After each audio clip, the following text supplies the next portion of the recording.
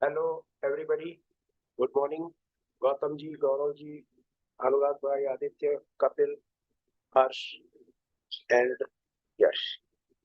So today is the 23rd regional meeting of the Royal Philatelic Society, London. Gautam ji, Gaurav, Anurag bhai, Kapil, and good morning. So today is the 23rd regional meeting of the Royal Philatelic Society, London.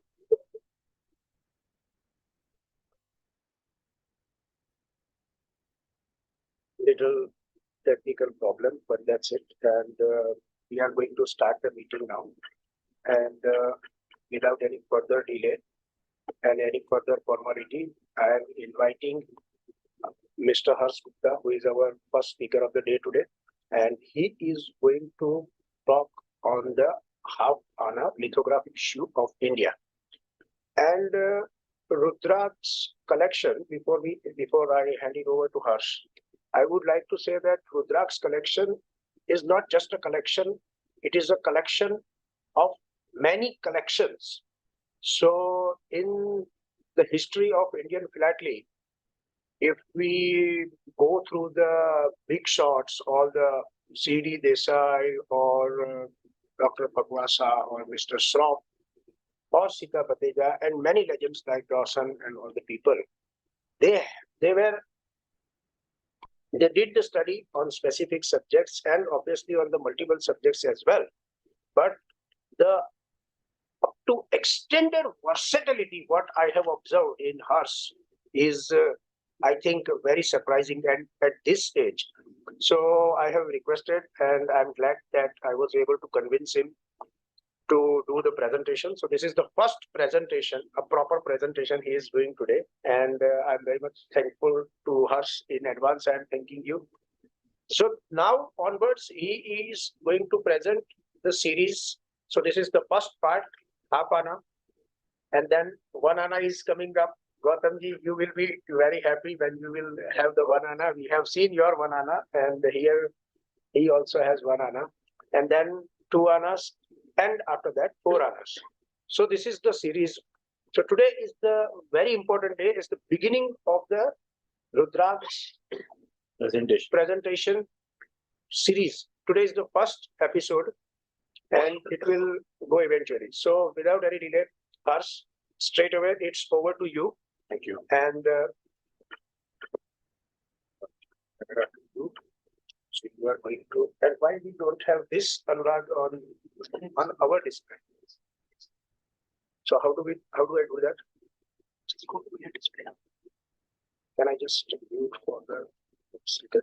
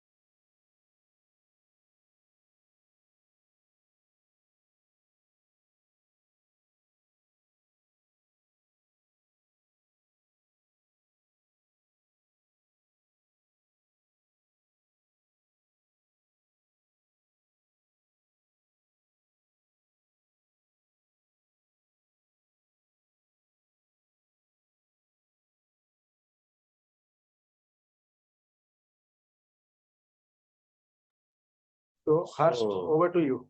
Good morning. Thank you, Markand, and thank you for the kind words about the introduction. I can only say that this has been a big thing for me because I've never presented before, and this is, I would say, my first formal presentation. And I would like, before I start, I would like to thank Ramu and Markand for putting up the slides together, which was, I'm technically very weak on this front, so they really helped me in this. So without any further delay, I would like to start about the half annas. So half annas is very close to my heart, and the reason is that it is actually the first stamp of India. It was issued on 1st of October 1854. People say that Sindh dogs are the first stamps of Asia, but it's not true because it's true, but not for India, because Sindh was not India. Sindh was a part, small state or a province, you can say.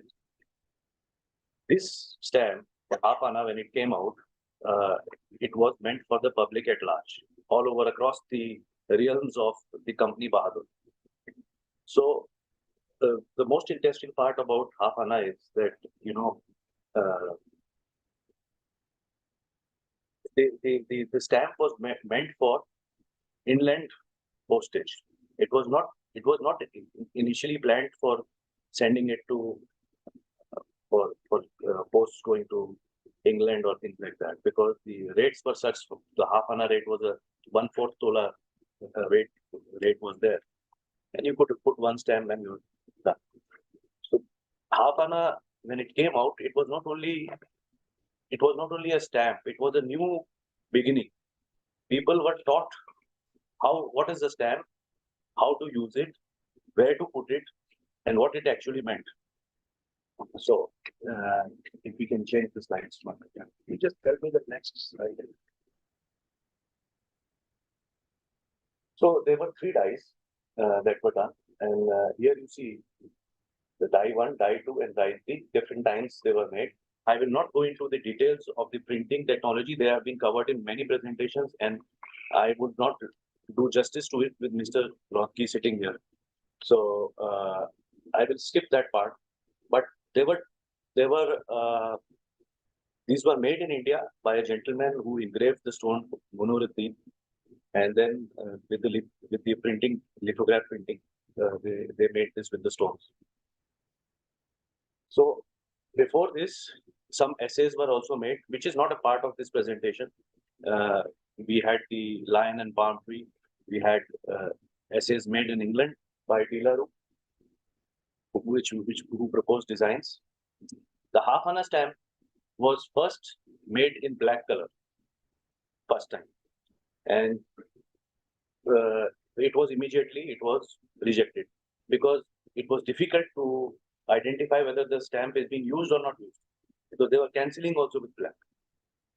That was probably one of the reasons why the black color was discontinued immediately. So we hardly see these black color stamps in any collection. Then came the red, which we know as the 9.5 arches. Again, there was a problem with the ink, and these were immediately withdrawn. So, Markand, can we go to the next slide, please? So I already talked to you about this, Mr. Munuruddin, who was the stone engraver, and he was probably, you can say, the father of Philatelic, of stamps, you can say. So can we go to the next slide? Here you see, this is not from my collection. This is from Mr. Singh. This is a predated cover. It got issued in Tongu and some other parts in Burma, far-flung areas where it was used before the date, which was not actually allowed. So here is a sample of that. And this is probably a unique piece. Next slide, please. And this is used from 1st October 1854. There is always a question mark whether it was a Sunday, whether the post offices were open or they were not open. So this probably answers it that the post offices were very much open. And the postal notice that you see here next to it says that from 1950, the Sundays were to be closed.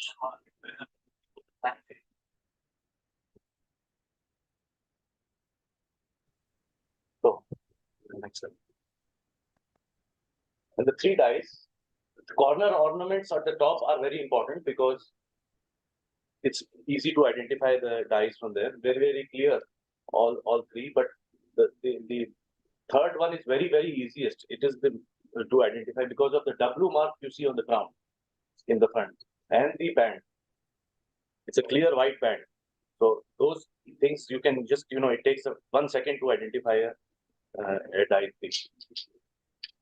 Next slide. And here is the stamp office paper that was used, number 4. It is 96 stamps on a sheet. And since this was stone printing, so there are many constant varieties and flaws that are existing. Next, please. This gives you a more idea about how to, the plating flaws and all. And there are many. So plating flaws on any lithograph stamps cannot be termed as errors as such. These are not, these could be constant, these could not be, but because it was stone printing. So they kept, refurbishing the stones. So let's move ahead, please. You can go ahead.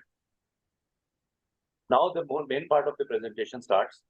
As you know that I do not make exhibits, or I'm not in the league of exhibiting my things. So presentation would only be the way to explain to you what I'm holding or what is happening. So I was quite fortunate that I got a part of the lion's share of Mrs. Bhateja's collection. And if you notice in that his exhibit of Mrs. Sita Bhateja also, there is a lot of 4 annas, there is a lot of 1 anna, 2 anna, but very few half anna covers are there. Why? The reason for half anna covers to be there is because it was for the inland trade. You seldom see big frankings of half anna which are going abroad or used abroad, because if you're using it abroad, half anna, it makes no sense because you need big block, big strips or big blocks, and it was easier to use a 4 anna. For example, if you go to Aden, for example, now Aden 4 anna covers are quite common, but show me half anna cover. I know only 3, out of which 2 are with me, and the third one is also in the group. So never I have seen half anna covers beyond this. Similarly, if we talk about straight settlement, you see a lot of 4 anna covers, you see a lot of 2 anna, 1 anna covers, but you seldom see half anna cover. Show me a Penang half anna cover. There is only probably 1. Similarly, if we talk about French India, now French India is a bit different because it was inland. So inland transmission was taking place. So the rates of the Company Bahadur still were there. So, you could send from, Pondicherry or Karikal to Bombay or wherever, or, at half anna if it was a 1/4 dollar rate. So those are still common. Half anna used in French India. But when we go outside the boundaries of India, Burma is the exception because it is somewhere in the middle. There is a difference of opinion whether it is even abroad or not. 115. So everybody to their own on that. But if we talk about straight settlements, we talk about Aden, we talk about other areas which have been where the Indian stamps have been used, half anna is considered a rarity on those covers. So let's move ahead.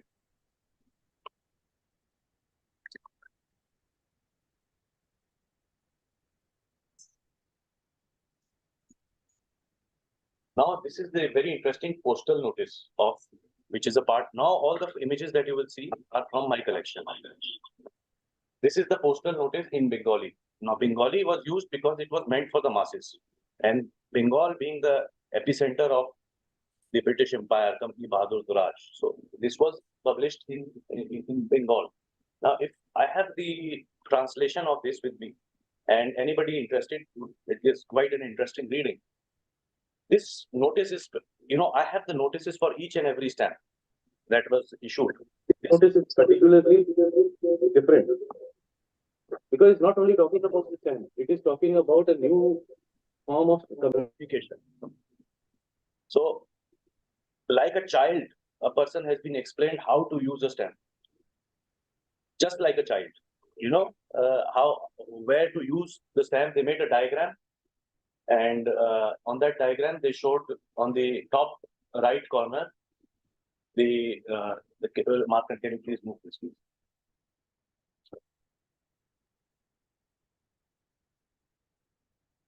Just a minute. On the top right, they show that this is the place where the stamp has to be put. And what do they write in their presentation? They write that from 1st of October 1854, the post office cannot take any cash payment for the letters to be sent through post. Prepaid can only be sent through adding a stamp. And they further write that it is the person who sends the parcels or the newspapers or the pamphlets or printed and lithographed paper will decide on his own whether to prepay or it has to be paid at the recipient end. If it has to be paid by the recipient end, he has to pay double. Okay, so that is the question. There will not be any receipt given first time. There will not be any receipt given for this because you are purchasing a stamp. Receipt will only be given for a registered letter. This is all mentioned. Now, why I say that half anna was issued first before 1 anna or 4 anna or 2 anna? Because the postal notices says that if there is a 1/4 tola weight on a cover, the charge is half anna, and on the side they write use only one stamp. On that chart over there, in there. If it is a half tola, add 2 stamps. If it is a 1 tola, make 4 stamps. If there is a 1.5 tola, you add 6 stamps. And if you have 2 tola, you add 8 stamps. Each tola above 2 tolas will require 2 annas. That is 4 stamps of single denomination and above 2 tolas, and any part of a tola, then the rate will be for 1 tola. So they are talking in terms of number of stamps. I have never seen this in any postal notice. Attach so many stamps because this was the first time stamps were being introduced. So can we go to the next slide, please? Here you see 2 sheets, die 1 and die 2. These are both in my collection, and here and in very good condition. I am fortunate that these are in good condition. On the top, you see the ornaments on the border. You see the difference there also. Now there is a whole book about that. I will not delve into that. There is a whole book of how the designs and what study has been gone into that. So here you see die 1 and die 2 sheets. Next slide. And these are reconstructions, unfortunately not done by me, but it is in my collection. These are ex-smithies. I don't have that kind of patience here that I can make the reconstructions for half anna, because you have to refer to each and every number, the face clause, because unlike 4 anna, each and every stamp of half anna or 1 anna does not have the watermark on it. You have to go with the clause and then reconstruct. And it takes a long time to do that. And there are 96 stamps to do. This is a big one. So here you see there are the choicest examples which are have been used with high good margin. Please, next slide. And similarly, this is the die 3 reconstruction. So you see die 1 and die 3. So far I have not been able to get a die 2. Maybe someday I will get a die 2 also. So next slide, please. Here you see a 2nd October 1854 usage, which was earlier presumed to be the first day cover, but Sunday was still open. They were still working on Sunday. So 1st October was and still remains the first day of usage. But this is a 2nd October cover. No, very few of these are also existing. Next, please.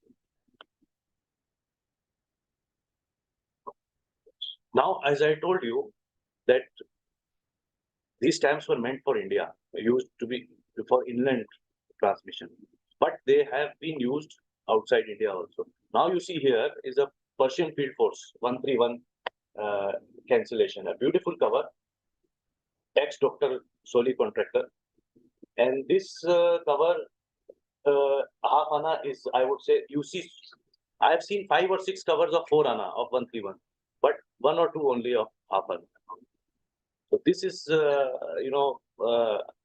as I mentioned, strengthens my position on half Anna being more rare when used abroad. Next slide. Sorry. So these are the 2 covers of Aden. Now, very interesting in these covers, why the half Anna rate was there, which is coming from all the way from Aden to India. Why half Anna? Bombay. Or going to Bombay. So the reason is this was an internal rate within Aden, from Aden to Aden steamer point. So this was the reason for this, and then it was carried on the Navy boats to India. So only 2 covers are known with the 124 cancellation. The third cover has the dots cancellation. Another interesting point in this cover is, you see the bottom cover has an error in the, it's instead of 1858, it has 8158, 8158, not 1858. So that is something very nice. Next, and the strips you see on the top, a strip of 4 and a strip of 3. Again, multiple being used outside India is always, for half Anna, it's always going to be very good. Now this here you see something used from Shogain in Burma, again a rare cancellation. And above that, the Rangoon post office with a strip of 3. That mark is quite good on the black mark. Next. And a superb cover, a mix of covers which has East India, 2 Anna typograph and lithograph stamps all together. And this is going to Prussia, very close to where our friend Mr. Bubbly lives. So this is a very nice cover, originating in Rangoon and then going to via Marseille. Yeah, very, very excellent cover. Yes. You can also see the thumbprints. Yeah, somebody has done it very, this something that is also a collectible. So let's go to the next slide, please. Here, if you see, this is cover from French India to Tranquebar, which is Dutch India, Danish India. I'm sorry, that's Danish India. So you are going to from here to Tranquebar is something which I have not seen ever before. So this was something which is very, very nice. And on the left is a pair used from Pondicherry. Now Pondicherry and all these are still available, and you see that I may be having about 10 or 12 covers of Pondicherry with half, but because it was an inland rate, it's kind of within India, Pondicherry. Next, please. Now this is a superb cover which has been twice redirected. It is coming in from France and then twice redirected. It is ex-Sita Bateja in my collection, fortunately. Bhagwan unki atma ko shanti de. And this is a superb cover. One of the top covers from cancellation. You can see that they have crossed out and then twice they have redirected. If you see Mrs. Bateja's book, there is more details about that of this cover. Let's move on. And again, a very, very rare set, very rare ex-Terry Stutter. This is used in Chandaman. I am yet to see another set of Chandranagar. So this is something I have covers of Chandranagar B86 cancellations, but all of them on East India, not on lithographs on cover. I've never seen. So let's go ahead, please. And this is a very interesting thing. You see two from Mahe, C89. Both of them are C89. One has got a yellow certificate and one has got a white certificate. Don't understand why. They write in that it is C89 genuine in the yellow certificate, but impossible to certify Maya unless on cover. Then how did you do this? Tell me another place where C89 was used. Now this shows the difference of opinion that sometimes the expertising committees are having. It's a clear indication of what mess is happening. Sometimes you have to rely on your own self and Clearly different experts. Yeah. No, one member is the same in both. Philippines is there. Now, how can this person allow this? Which is the We can year of discuss the this white after one? the Which is presentation. the year? This is I have to check, but it was One close is to 22. You have to use your experience. Yeah, I know. Yeah, this. they are not the supreme authority. So, gentlemen, let's No, continue. no. Let's Yeah. continue. We'll have a debate about this after in the question and answers. So again, now this is the one of the most superb covers existing of Afan. It is in such good condition that I cannot, make justification with a photograph. This is Linga Sugur. Now, Linga Sugur, what does Jal Cooper write in his book about Linga Sugur? It's worth reading that. There are two things. He writes the value and he writes the scarcity. So what he writes about that is scarcity level, he writes practically unobtainable. What does he write on the price? That's the best dialogue that I've ever heard. And I use this. It depends on the generosity of the seller and pockets of the buyer. These are the words used by Jal Cooper. I have not seen anywhere else that these words have been used. So this a price cannot be attached to this as per Jal Cooper. Again, another superb cover from Srirampur now. Again, Dutch, India. Going to Calcutta. Let's go ahead. And a recently acquired cover from Namau. Portuguese India, Portuguese. And now this is the superb cover which I was talking about, large multiples. Because if you're using it in straights, it has to be big, because you are not having 4 annas and the rates are big. Then you're using a small stamp. So here you see, this is the largest franking of half anna on cover in existence used in straights. There is nothing bigger on cover. 2 strips have been used. Can we go back? Sorry. 2 strips have been used of half anna from Singapore.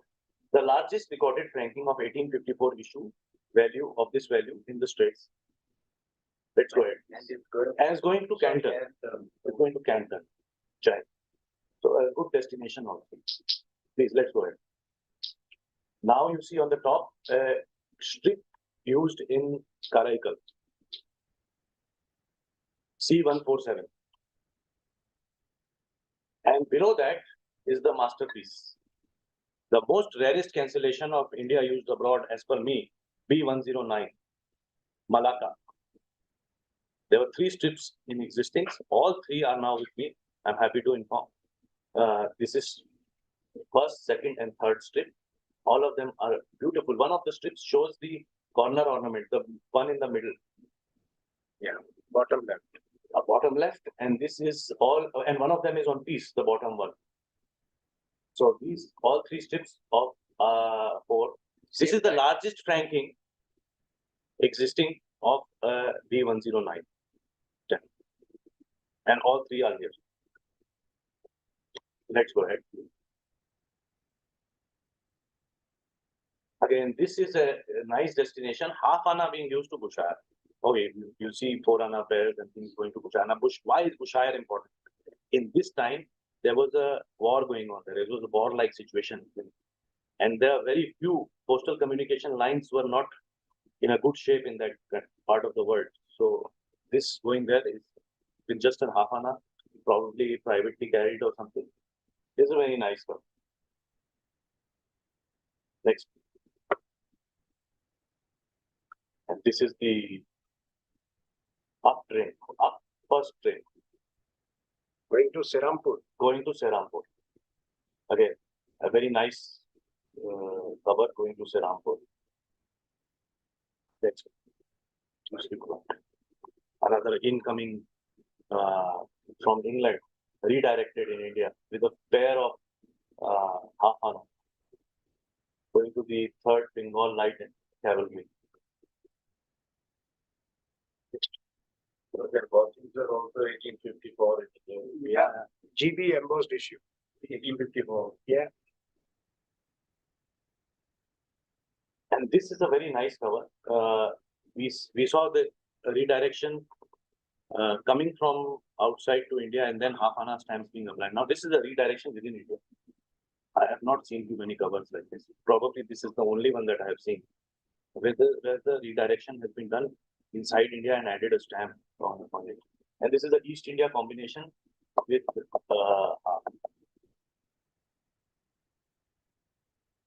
Sagar. Yeah, Jabalpur has been changed to Sagar. He served with the Sagar before, by the way. Mr. Ludlow. I have the correspondence on it. And this is a fiscal usage, complete hundi.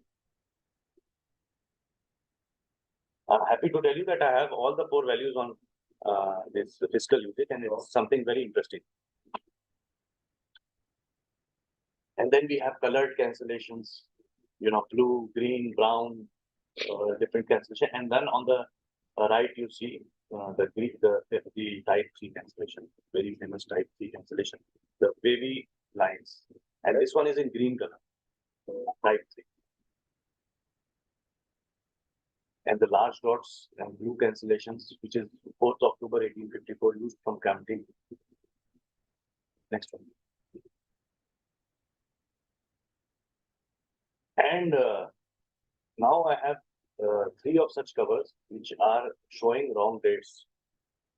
So these dates are showing in somewhere in January 1854. Now what happened?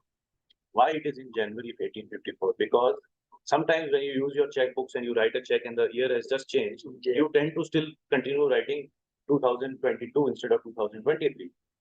Probably the postman, whoever has done it, he has not changed the dates. And 5th January 1854 still remains. Even in 55. Even in 55. That's the only logical explanation for this. So I have 3 such covers where this has been. So Robson Lowe writes on his memo for the cover in the middle that it's Dated 5th January. yes, I had paid 15 pounds for that cover at that time. So next one. Another cover, X Sita Badeja, now in my collection.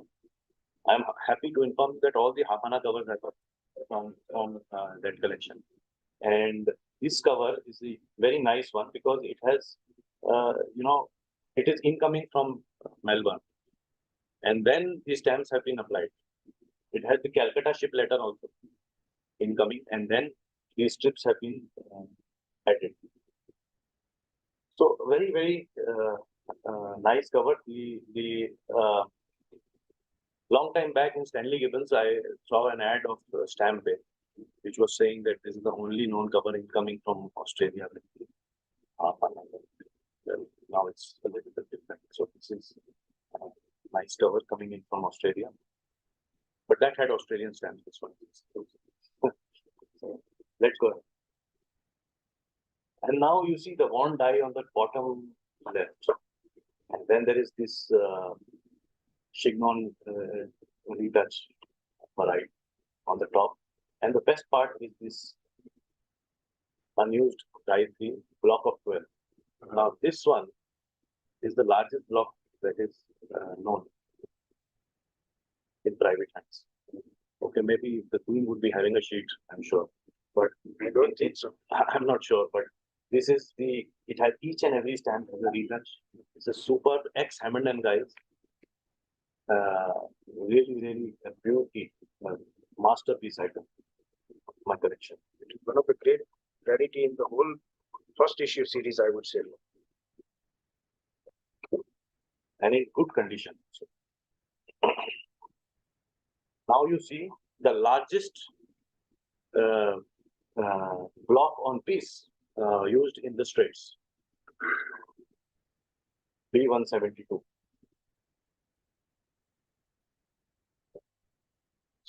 Singapore usage. And some more covers from Sri Bateja's collection. As long as I am presenting, I will, whatever comes from her collection, I will always mention it. Another one from her collection. It has, I don't know how, Sikandra paid also and Bellari paid also. And the best gem of Hafana, again from Mrs. Badeja's collection. I called it the halo cover. Now you see here, the head, it's not a very good picture, but there's two heads, one behind the other. Yeah, we can show that on this tablet. It is a beauty. Never seen such a thing ever. Some sort of ghost behind some call it the ghost cover, somebody says halo, whatever it is. But this is Looks like the king and the queen. Probably couple. According to me, this is when I was acquiring the collection of Mrs. Bateja, this was the first thing that I wanted. Because this was the thing that was really standing out.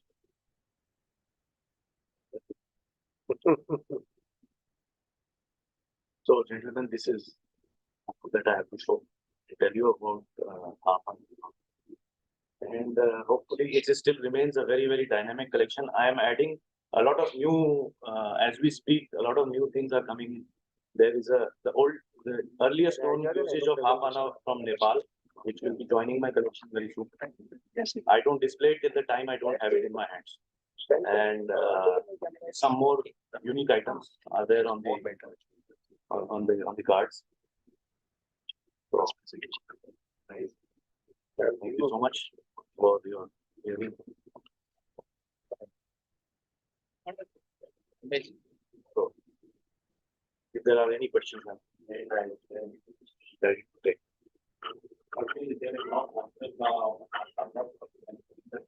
But depth of the plan. For the interest of both our based on recommend generation.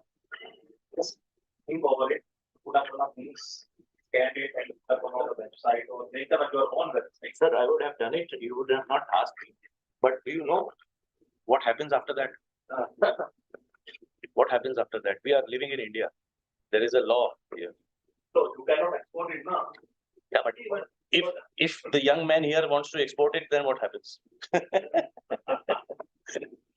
So, yeah. So anyway, this is something that maybe in the future.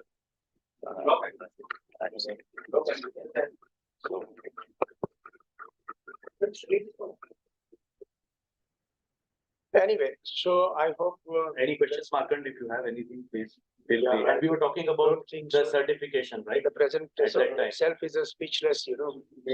So, see one thing, I thought just because this was a England relate, and most of the native letters are all that's what comes to Madhukar mind. language.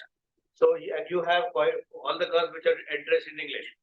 So somewhere I feel that those covers went to England and they survived just because of that cold climate for like 100 years, and then maybe you source it from an overseas dealer. But I don't think the Indian letters can, this Hafana letter can survive the Indian tropical climate for more than 100 years. That's why it makes more, you know, these covers are more scarce. That's not true because I have covers from Hafana and Korana Surviving in India. Oh yes, I have recently acquired a cover of this size. This very one Anna, die one, block of 7. I'll comment on this. You have to visualize. The paper was manufactured organically. There was no chemical process. That paper, the age is 400 years. It won't do anyway. That paper, the lithograph on the paper they are written on.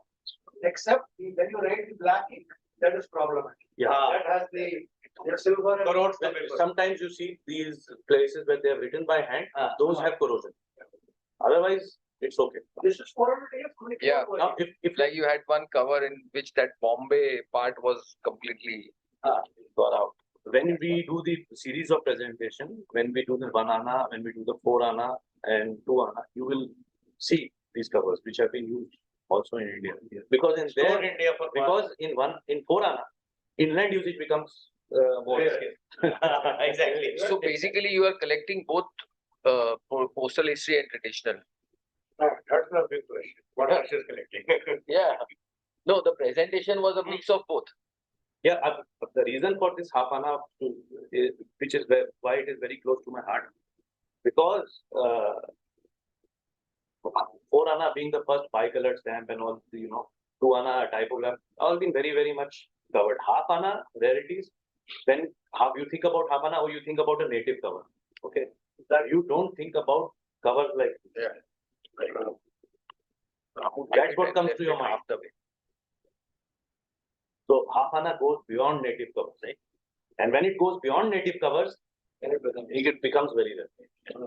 Okay, may I interrupt because we have limited time? Oh, yes. Yeah, because we are already running late and we have limited time. So, and definitely, I mean, we still have time to discuss over lunch. We can do the further discussion there.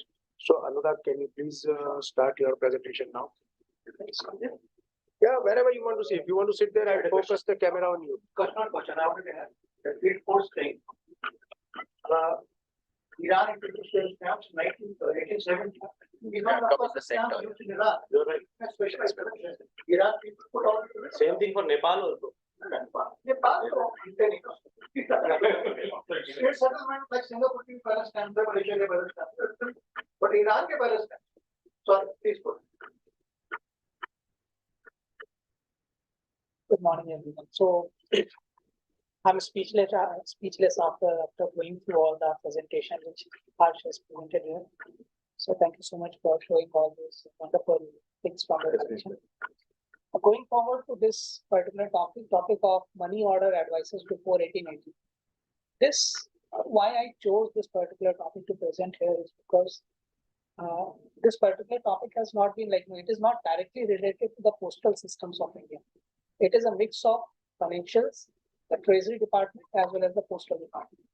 And the research on this particular area has been so small, it has not been done in such a vast manner, just like other topics, that it really becomes difficult to identify and find out what happened in the money order systems, how it started, what happened, and what were the procedures, why and who used the money orders in India before 1880.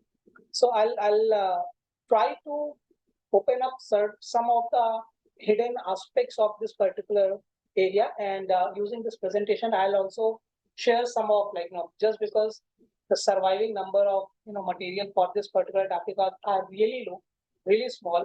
So I don't have many number of pieces to showcase, but whatever I have, I've tried to put together and try to show up in this one. So Markand, please go to the next one. This is the one. Yes. This presentation is going to cover some of the aspects. I'll start with early money order systems, which were introduced in India with the notification of 1862.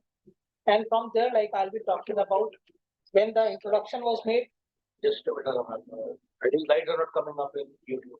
Yes, I think we need to close that. Right? Present. I just simply close it. Yeah, but then we need to share this screen. Yeah. 1 second.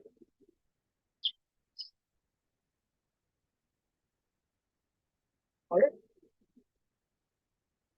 Next 10-second delay for cyberspace. So we just cross-verify with the live broadcasting, which we are doing for first time today. So we are little new to it. I guess, yeah. Please continue. Okay, so I'll start with, as I mentioned, I'll start with the introduction of early money order systems in India, which was before 1880. And it started off with the notification of 1862. After that, I'll be covering a small portion of postal reforms, which took place in 1866 and how it was related to money orders in India, because it was more to do with the postal reforms. But at the same time, what were the notification for the money orders, which further enhanced this system to the rest of the India. Then we'll talk about the curious case of Madras Circle related to money orders. And then we'll move forward to some of the examples which I have in my collection, which will include the covers going from Tranquebar to various places like Bellary, and also some of the covers from Vijayanagaram to Banaras via Calcutta. The later part of the presentation will cover the watermark which was used on the money order invoices, and finally, what were the challenges and why this particular system was, shut down and it was replaced with postal money order systems after 1890. So moving on to next one. It's called.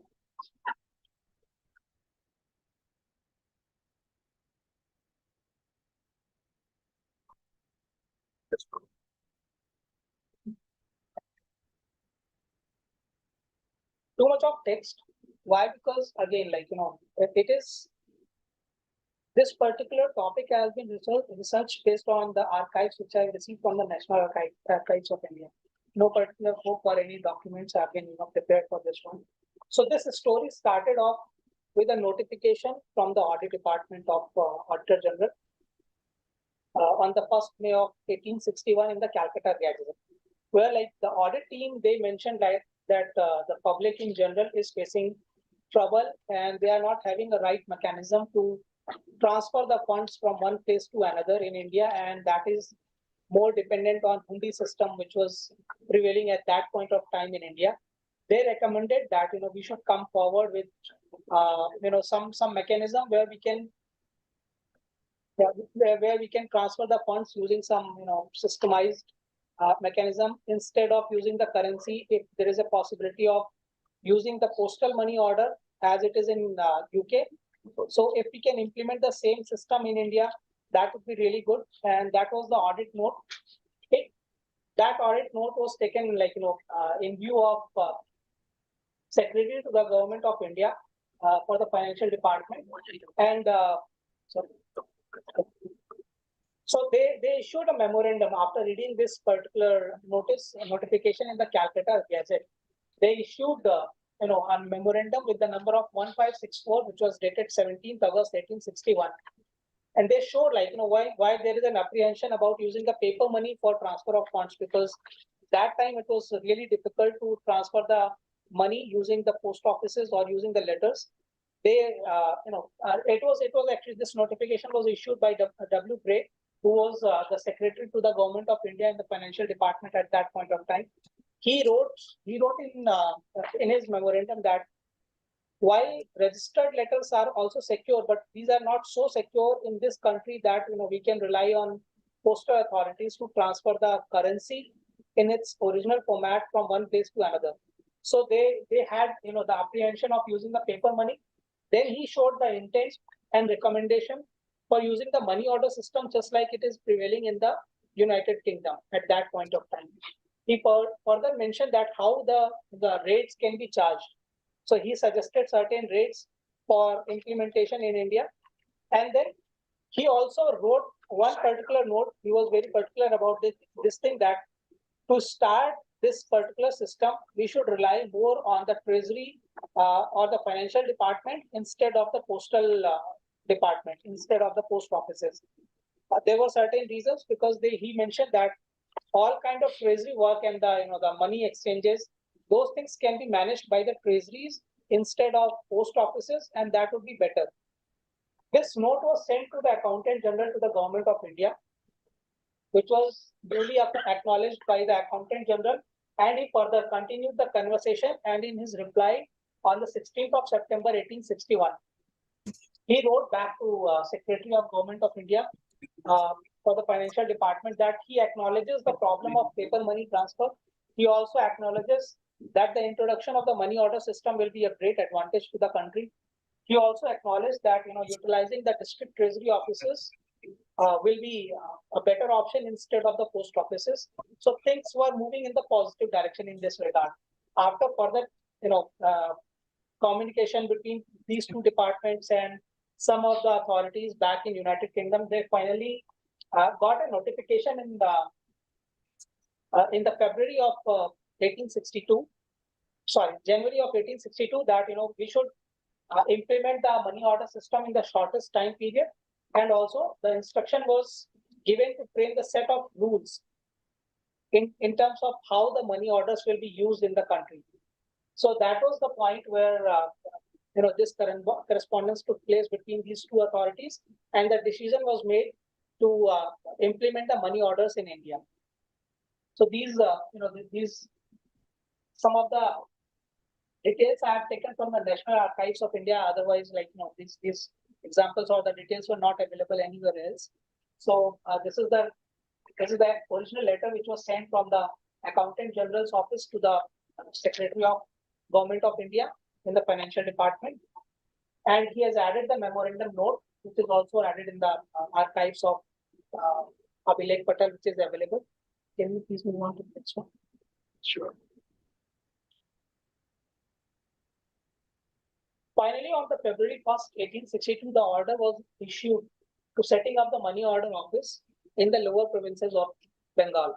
So the order was that first implement this particular system in Bengal only, and then once it is successful, we'll try to replicate the same thing in other provincial governments and the other regions of India. So first controller of the Chief Money Order Office was established, and J.C. Ross was the first Chief Money Order Controller of India, and he had set up his office at the Treasury Building in Esplanade Row of Calcutta. हाँ जी Under his authority, नहीं main Haridwar के उससे है नहीं जो bypass से कटाता है से है। हाँ Sorry. Dr. I'm mute. I'm going a little fast because of the phone.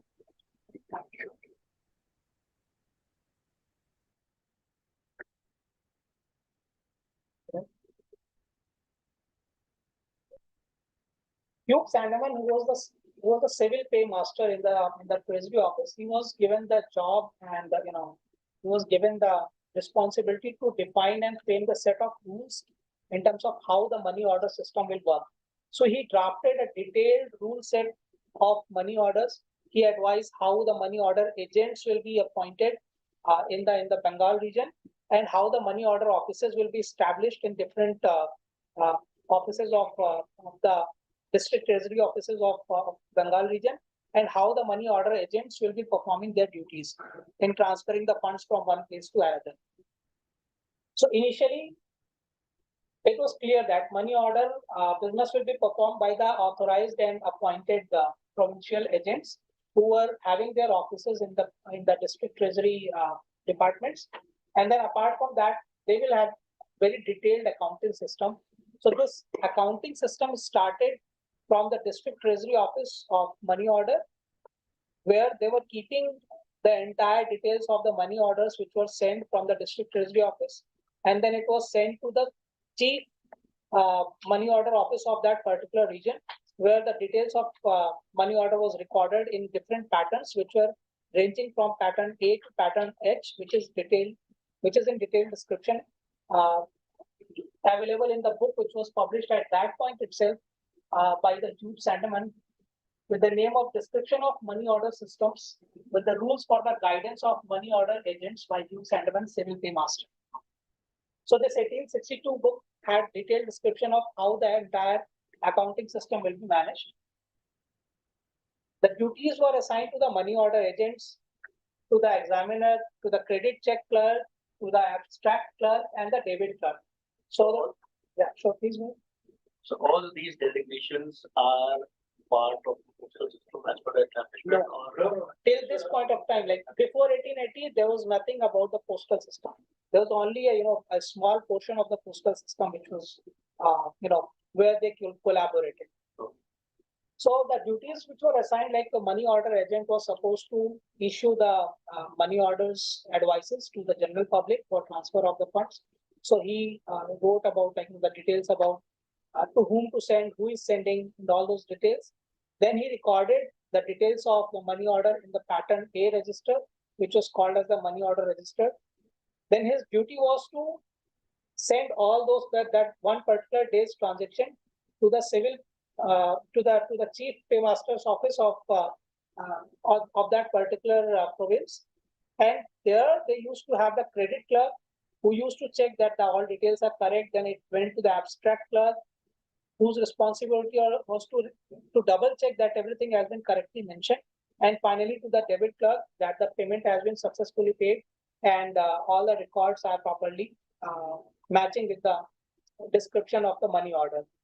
Another provision was given that one particular person cannot send more than 100 rupees in one single money order, and that same person cannot send more than 500 rupees on that one particular day. That was one of the limits. Other than that, all the money order agents were supposed to keep not more than 500 rupees in their office, in the money order agent office. So anything beyond 500 rupees, they were supposed to send it to the district treasury office, and they had to submit the excess amount in that office. So amount of commission which was charged by the treasury, it was established, which I'll be covering in the next slides. A little bit complicated because this is not related to the pre-Philatelic, yes. Now, this is very interesting point, like you will see in this one. The chief money order office was supposed to keep this entire track record only for 4 months. Once a money order is paid, the record is kept for the 4 months, and the instructions were that all the records will be destroyed, and the money order office will not have any kind of responsibility after that time period. This was the main reason that we do not see the money order advices floating around us. That was the primary reason that we don't have many money order advices remaining or surviving in the country. So after 4 months, Chief Money Order Office was supposed to issue the notification that all those serial number to serial number of the money orders have been destroyed. Pattern of accounting, as I mentioned previously, that it was decided that how money order agent will do the things, and then how the examiner will do the things, then credit clerk, abstract clerk, and the debit clerk. We also got to know at that point of time that the issued money order advices, the receipts which were issued to the money order agents from the treasury office, they were numbered and they had the validity of 12 months only. So once a money order agent asked for issuing the money order advices in the plain format from the district treasury office, they were issued in particular numbers, and the validity for those advices were only for 12 months. So further, it was also possible to renew it, and to renew that particular, any lapsed money order advice, what we need to do is that they had to use the postage stamp. They had to make the application for that, and the postage stamp was supposed to get properly cancelled. And after that, the credit was received by the money order office from the postal authorities. That was the system at that particular time. So there was also a possibility to stop, modify, duplicate, reissue, and transfer of money orders. We can consider that back in 1862, all those transactions were possible.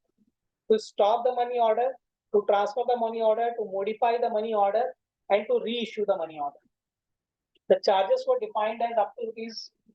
There were different slots. It was increasing in the rate of 2 anna for the various denomination of up to rupees 10, then 10 to 25, 25 to 50, 50 to 75, and maximum 100 rupees was possible. So maximum 1 rupees of the charges were applicable. So this was the advice of money order in the original, the format which was used. So can you move this? I have a question. Yeah, sure.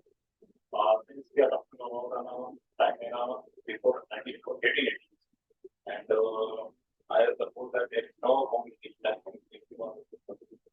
So usually from one place to another place, when we stand in higher kind of money or on that day, how usually how much time it will take? Has any the time frame entered somewhere or So basically, it was established in the Bengal circle only initially in that province, and there were initially only 55 offices, and all the 55 offices were particularly reporting back to the chief money order office in Calcutta. So all the transaction was taking place from the Calcutta office. There was a specific time limit where the money order was going to be drawn only after getting the confirmation from the chief money order office. Again, there is no clarity about that. This is the assumption that there was certain time period, there was a lag in between the confirmation was received from the chief money order office that yes, this particular money order can be withdrawn, and then only it was issued and given back to the payee. The payee was supposed to receive that money. Also, they have very particularly mentioned that once a money order has been paid, there can be no modification and no reissue possible. So anything has to happen. Once it is gone, then it is gone. All those modifications are only possible if the money order has not been paid. So those 55 offices have been listed. It was like, I just mentioned this list so that it comes into the record. In the future, people can get this recording and can see all the 55 post offices, 55 treasury offices where the money order agents were established. Not post office. I rectified, sir. Money order. So far, there is nothing to do with post. Right. That's what I'm trying to. Moving on. Then came the postal reforms of 1866. From 1862 to 1866, everything was in Calcutta and the Bengal province.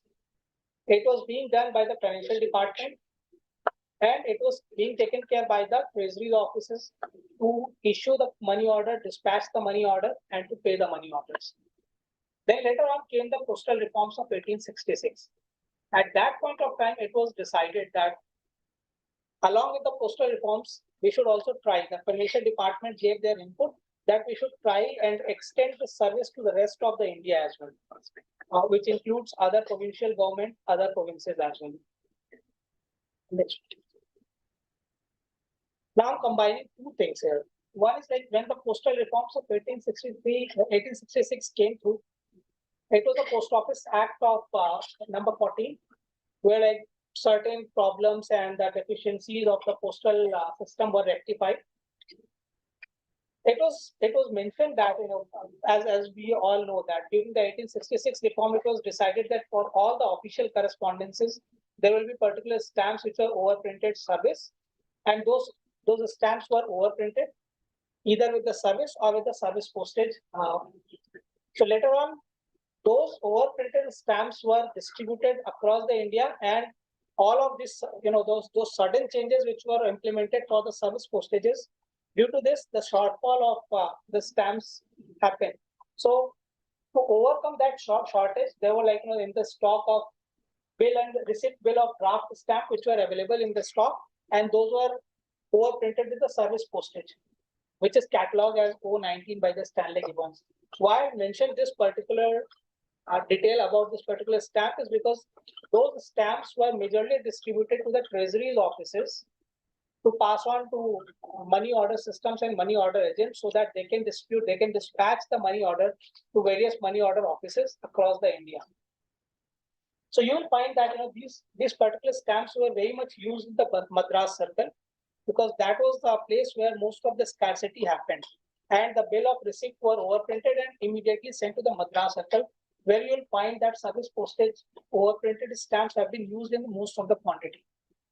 They are coming on this form also. Yes. They put it on the postal. Exactly. I'm just coming to that point.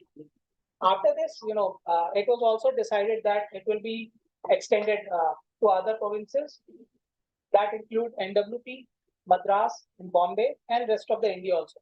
But what was most interesting thing is that due to the provision of destroying all the used money order within the 4-month period, so none of the money orders survived. At least I have not seen any money order from any other provinces other than Madras. That was in the Madras circle.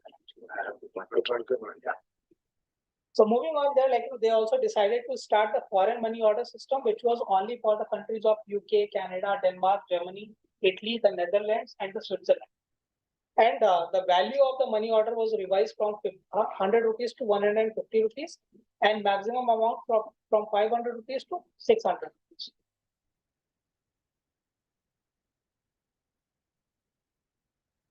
At the very same time, after the reforms on the 17th October 1866, the Secretary of State for India, he gave the answer back to Governor General of India that your wishes to implement the money order system in the rest of India is very much suitable, and the success in the Bengal presidency should also be implemented in the rest of the country. So it was acknowledged and was further provided in the notification number 239.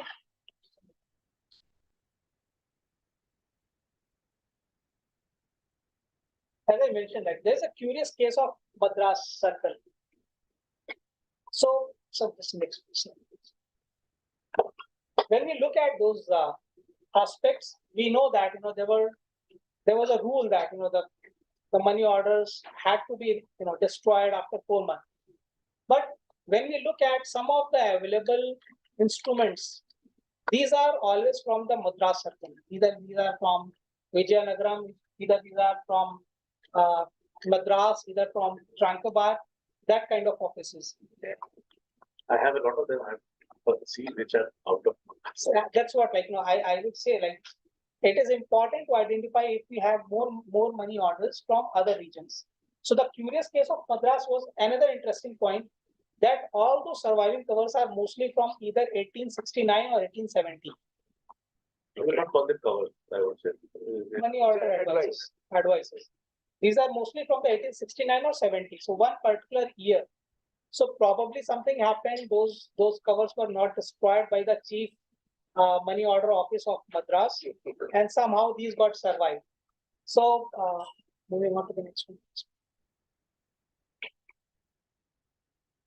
So first money order advice which I'm going to speak about is sent from Tranquebar to Bellary via Kudalur.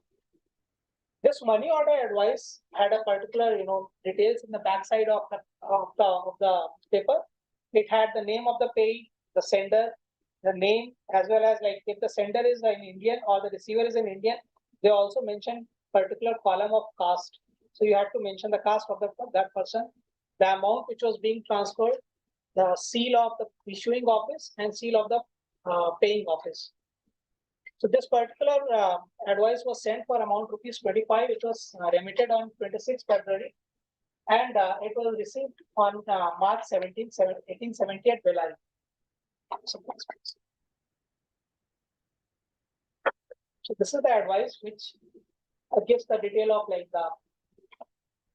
the front of the cover, front of the advice, I would say, which has the details, the stamp used from 152 type 12 from the Tranquebar, and it was sent to Bellary, money order office of Bellary.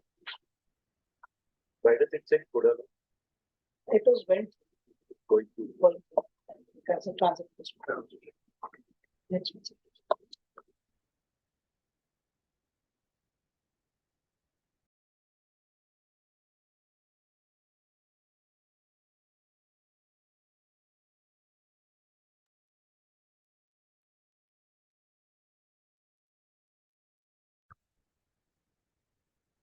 So these are the details of the advices inside.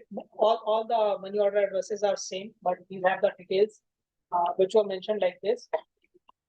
So it has the pay, the person who was paying the amount, and if it is for the natives, the name of the person was mentioned in the natives column, and if it is the foreign person, the name was mentioned in the Christian name.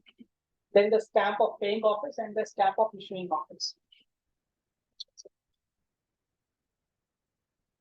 Again, from another cover from Darapuram to Kumbhakonda via Tirupur.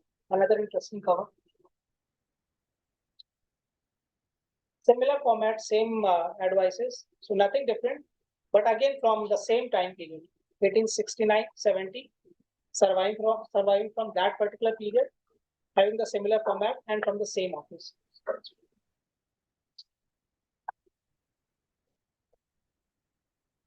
Again, for slightly larger amount of 100 rupees, and it was sent again. One very important point was mentioned that the money orders had to have the full amount. It cannot be in the annas, but the column was given for the anna as well. However, it was as per the rule, they were not supposed to be the fractions of the rupees to be remitted. Similarly, another cover from another advice from Tranquebar to Madras. It is again from the same period of 1870. Similar details, the same thing. This particular advice is very interesting in that case. somehow something happened that this advice was sent for 19 rupees and 2 anna, while the rule never allowed to pay in the fractions. So probably what happened, which I assume, is that the fee of sending this particular advice was charged in the money order itself. So person didn't pay the 2 anna fees which was applicable to send this money order. So that was applied in the column of amount, and it was prepaid in that way. So 19 rupees 2 anna was mentioned, and that's how it has been done. Probably this is something which I'm not sure of, but then that's how it is. But rate would have been different. For 19 rupees, it would have been more than 2. No. No, sir. Up to 25 rupees it was.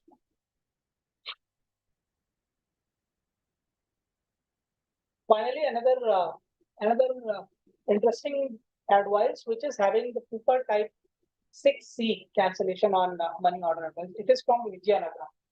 So probably this is the only surviving cover having the type 6C on the money order advice. So this was sent from Vijayanagara to Banaras via Calcutta. And it used the half anna service postage stamp. I've seen another one. I'm sure sir must be having several in his collection. But then with the 6C, this is the only surviving advance. Move on. As this is the watermark which was used on the bill of exchanges.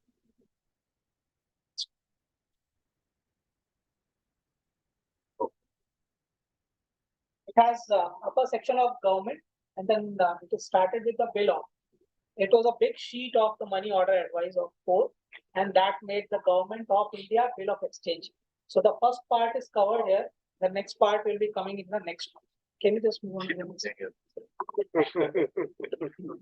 It comes with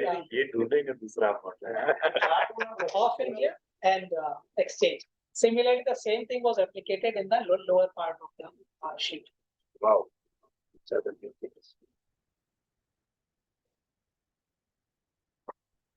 Quickly coming to the challenges which were there in the early money order system. Irrespective of all the trials, by the time of 1870, we only had 283 treasury offices.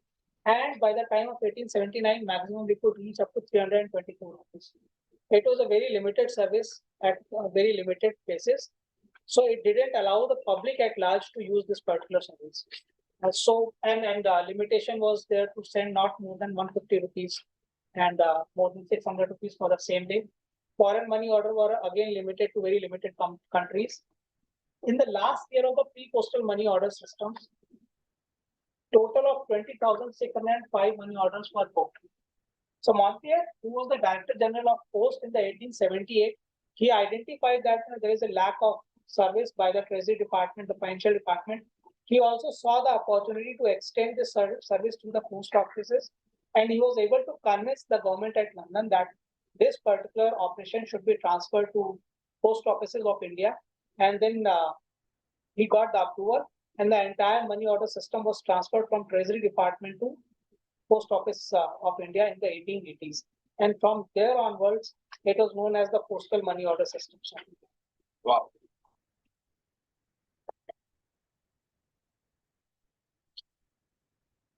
So I have only 2 references.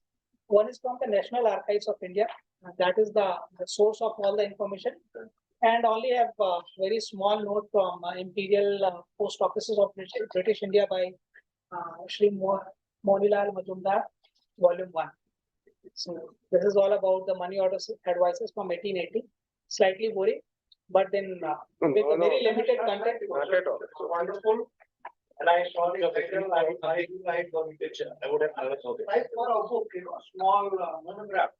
All right for a book. And the covers, the stamps will show when the money order advice. Another angle is over the stamps. If you want the covers of those stamps, these are the only covers available. You don't find them on the normal cover. No, sir, I beg to differ. No. There are 100 covers like this, one cover is free without. They have been postally used also. No, I'm not saying that. I'm saying this is the commonly available covers for this stamp. That is okay. Then you won't find otherwise. After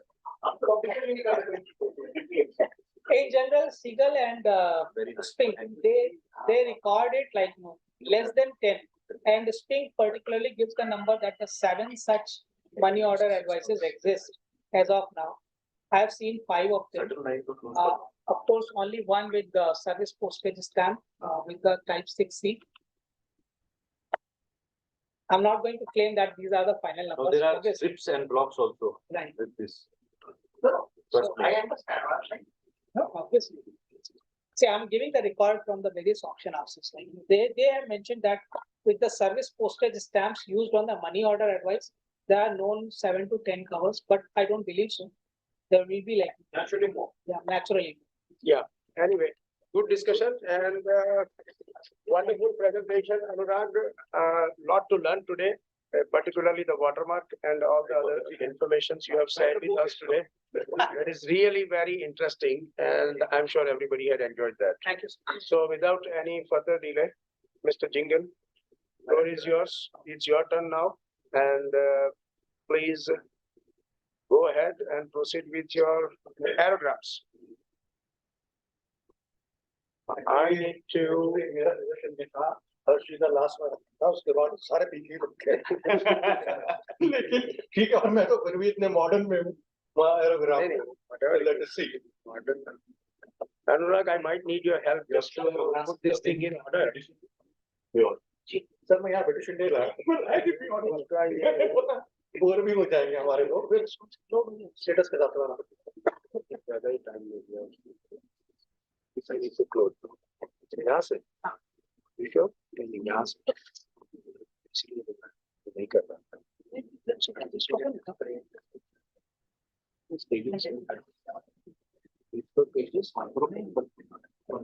we need this one, right? नहीं वो एयरग्राफ उसका भाई था short से Now we need to. But I think we need to. इसको close कर दो. ठीक है. आप दबा दो. रोहित जी, आप इधर आ जाइए वहाँ पे। अभी हमने we have to verify that on the YouTube. No. We need to share. We need to share now. Yeah. And we need to do this thing. We are doing it for first time, so that's not a big deal. We can all are learning. You're broadcasting YouTube. Yeah. bringing up PDF So now I point the camera to Mr. Jhingan, and Mr. Jhingan, the floor is yours. Please proceed. There you go. तो I have आप यहाँ आ जाइए थोड़ा सा आप इधर आ जाइए। थोड़ा सा और थोड़ा 1 फुट और आ जाइए नहीं वो ठीक है. आगे डार्क हो जाएगा. तो ये आप मैं इसमें पीछे- कैमरे में देखोगे नहीं है ना, आ गया ना उनका कैमरा. अरे आ गया. यहाँ से इससे सेट हो रहा है. कोई दिक्कत. So this I have for this presentation I have not made a separate preparation. This is a part of my exhibit I recently shown in the garden, and it's about 20-25% part of that exhibit, which is showing only the first 10-12 years. My exhibit shows about 50 years of the aerographs. So even if you can't show all the. So in the beginning, I begin with what is the, and we are showing only civilian issues, no military issue. So we were, I mentioned how the aerograms begin, what were the precursors. So everybody knows about 1870s Seas of Paris and the balloon mail. So there was privately printed sheets you see on the right, the blue ones, and which the stamps were used. All the values were sent out and all this kind of thing. But surprisingly, France has the metric system, so they were mentioning that weight cannot be more than 4 grams. That thing is very important because when the first aerograms were invented, its 4 gram remained. It came from 1870s onwards. And then, of course, 1918,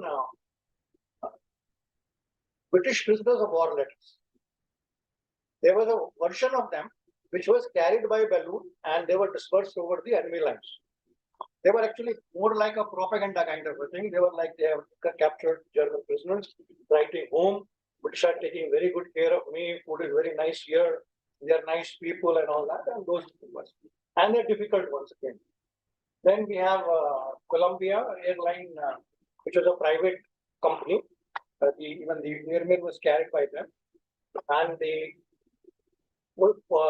postal service was provided by the post office.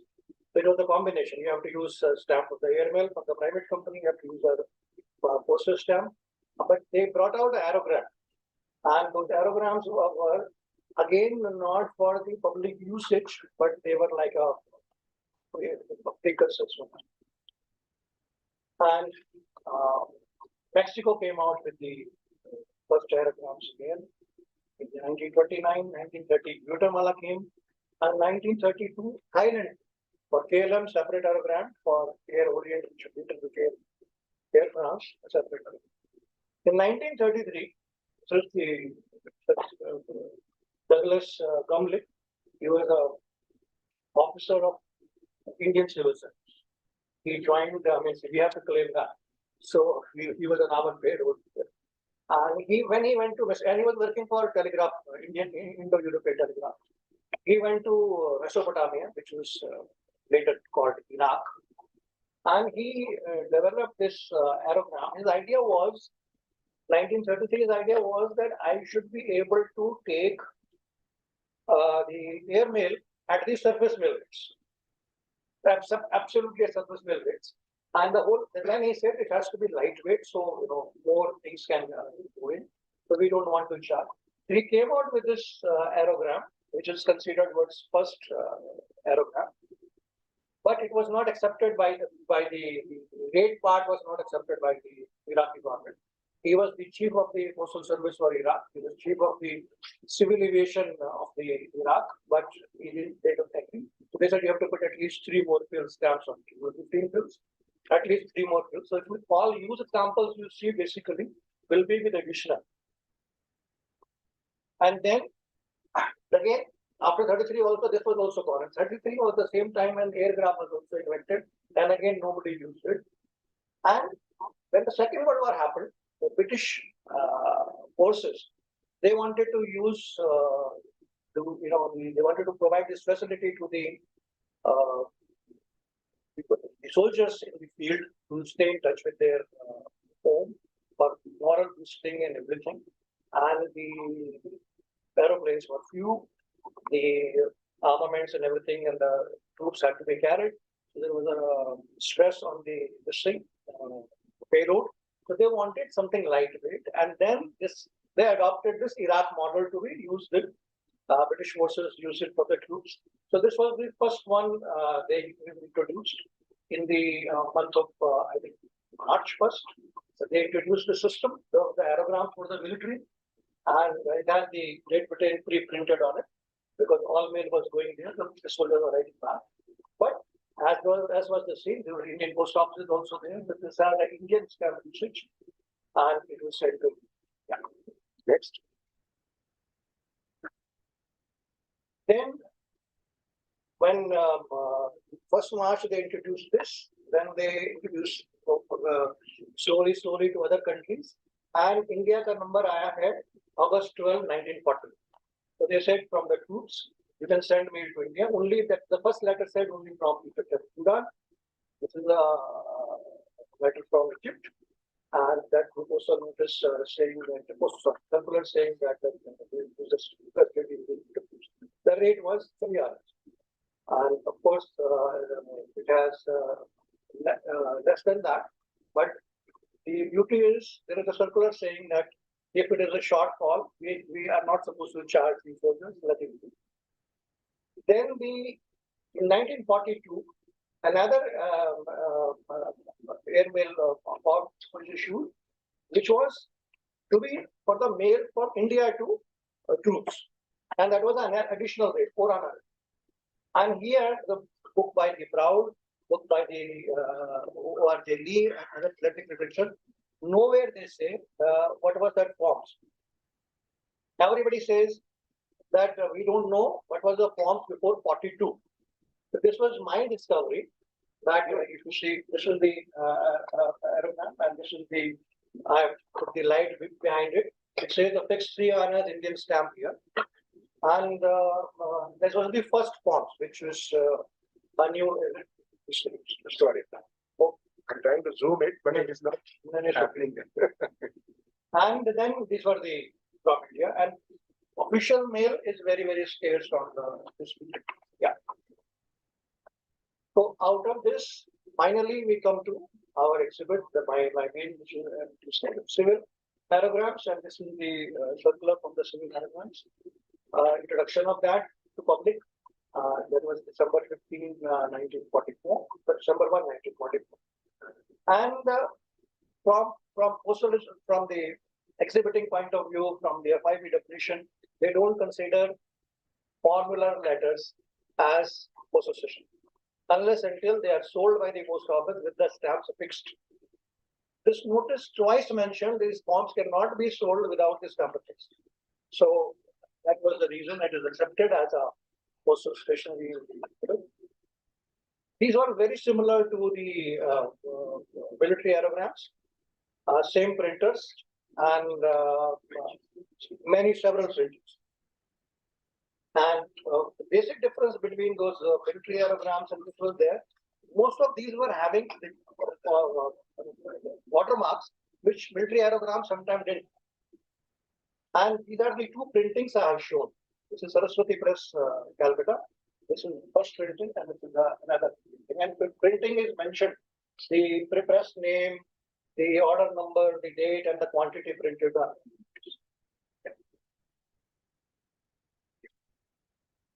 This is the second printer for this issue, where 5 different printings are there issuing. 4 different printings are there.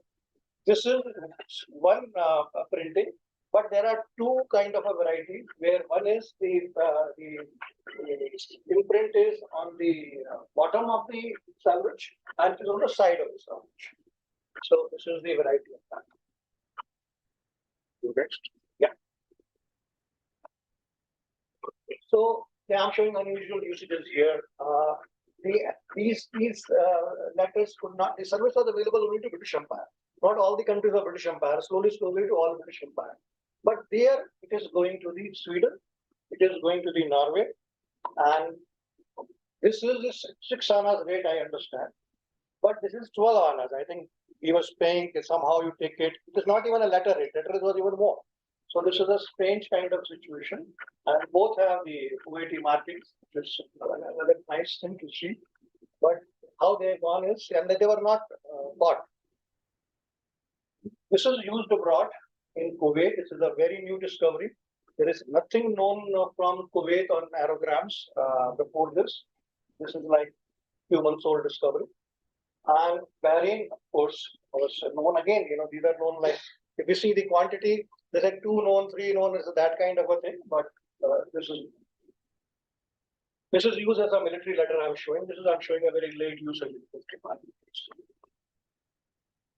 Well, then this has gone to USA. USA was not a British Empire. There was no airmail aerogram service in USA, but it was still has gone. There was no problem. This was used when the service was available to USA in 1947. This was underpaid. It was marked, and it was charged on this.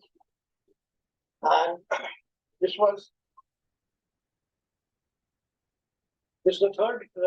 I'm showing this again gone to USA. Keep over. So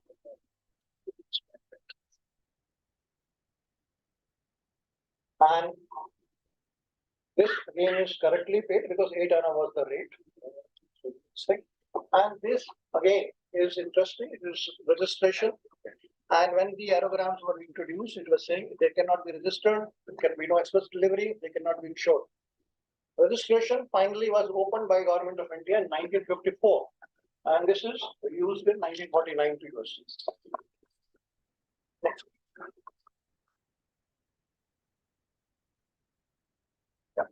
Now this is the stamped aerograms have come after the formulas, and this is the normal, and this has the printing double. It's not that spectacular which we just showed. But it is still the double printing. It's recognized as a double printing. And these I'm showing, sent to Sudan, visual things. Next. Struggling with power, so trying to manage that as well, that we don't collapse in middle. So this is a very nice hand stamp on this.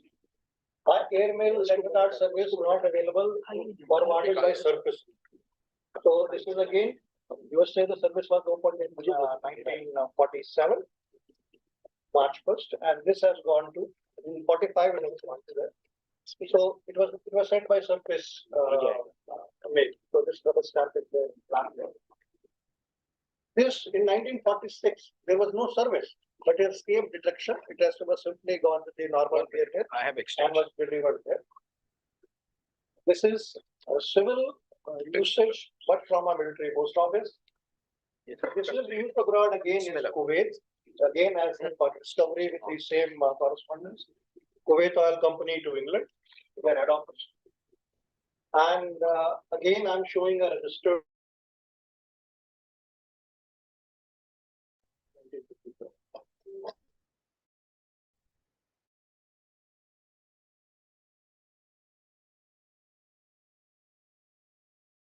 Sorry, just a little technical thing. Yeah, please proceed. This is done. Want the next one.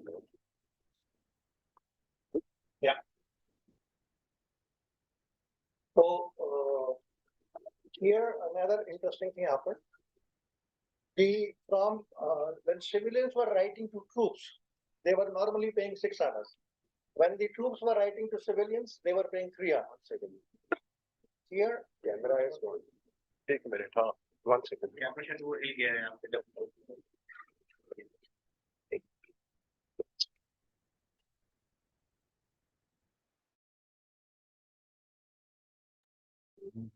The usage for the first time, sir, bottom rate, top rate. Anyway, you said they were. बाकी तो तुमने पहले देखा होता है। Sorry. I can joke. Just trying to adjust the camera again. It's just because of the power.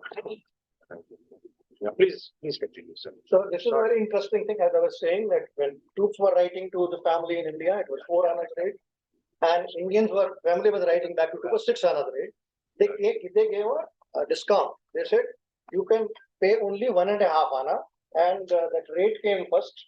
That was shown in the notice, and then the same forms, military forms were, and the other forms were, civil forms were used with 1.5 anna rate. Then they came out with a proper stamped thing. Now, for certain reason, and this reason also we know because the GB did the same thing, and they used the word forces letter. They wanted to differentiate. They used forces letter.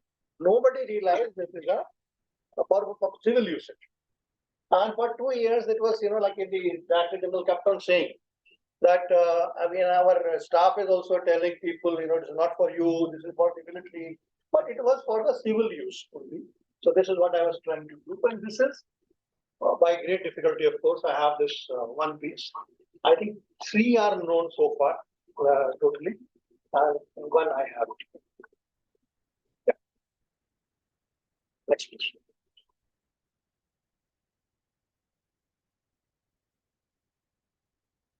This, of course, is again, there was a tradition with the military aerogrammes that they used to come out with the color thing with the Christmas and New Year.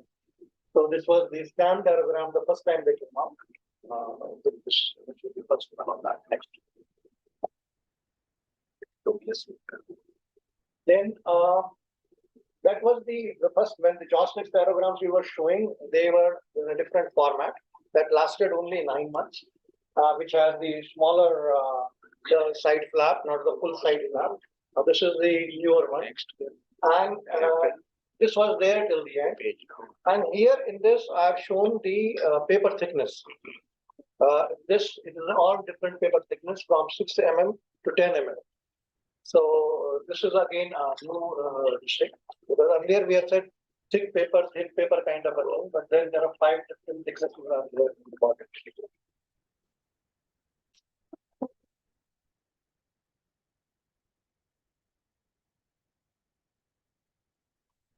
And again, we are familiar by now, aerial service not available as far as surface to Holland.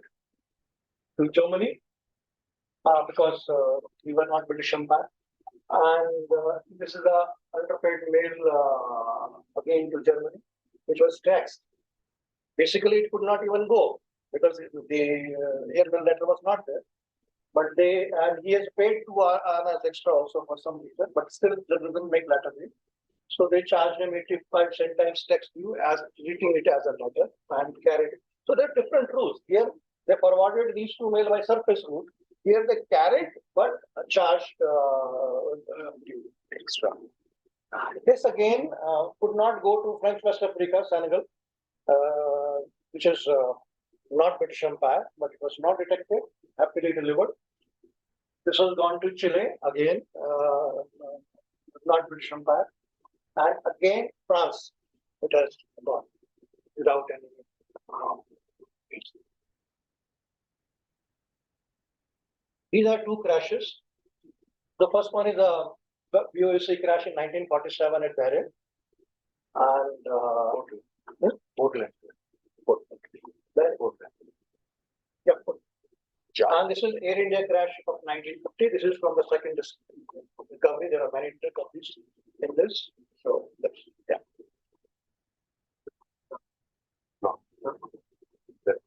And this is used abroad. So this shows in Nepal there are two kind of postmarks, the Comet and the CDS, normal. And this is one of my favorite pieces. This is used in England. From England, it has been used to India, and it has come without any problem. Wow! Because they said king is same, so it doesn't matter. So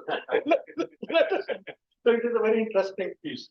And with the back, it has a Secunderabad delivery also, very neat, clean, everything. But this is like that. This is another story of diplomatic pouch to USA. They say in 60s and 70s, it was very this thing that American embassies all over. They were paying the local postage in full, but still carrying the letters in the diplomatic pouch and again giving in Washington, D.C. to the post office to deliver. And they used to put this stamp on. The article originally made in country indicated by postage. So that the stamp is on that. But this is from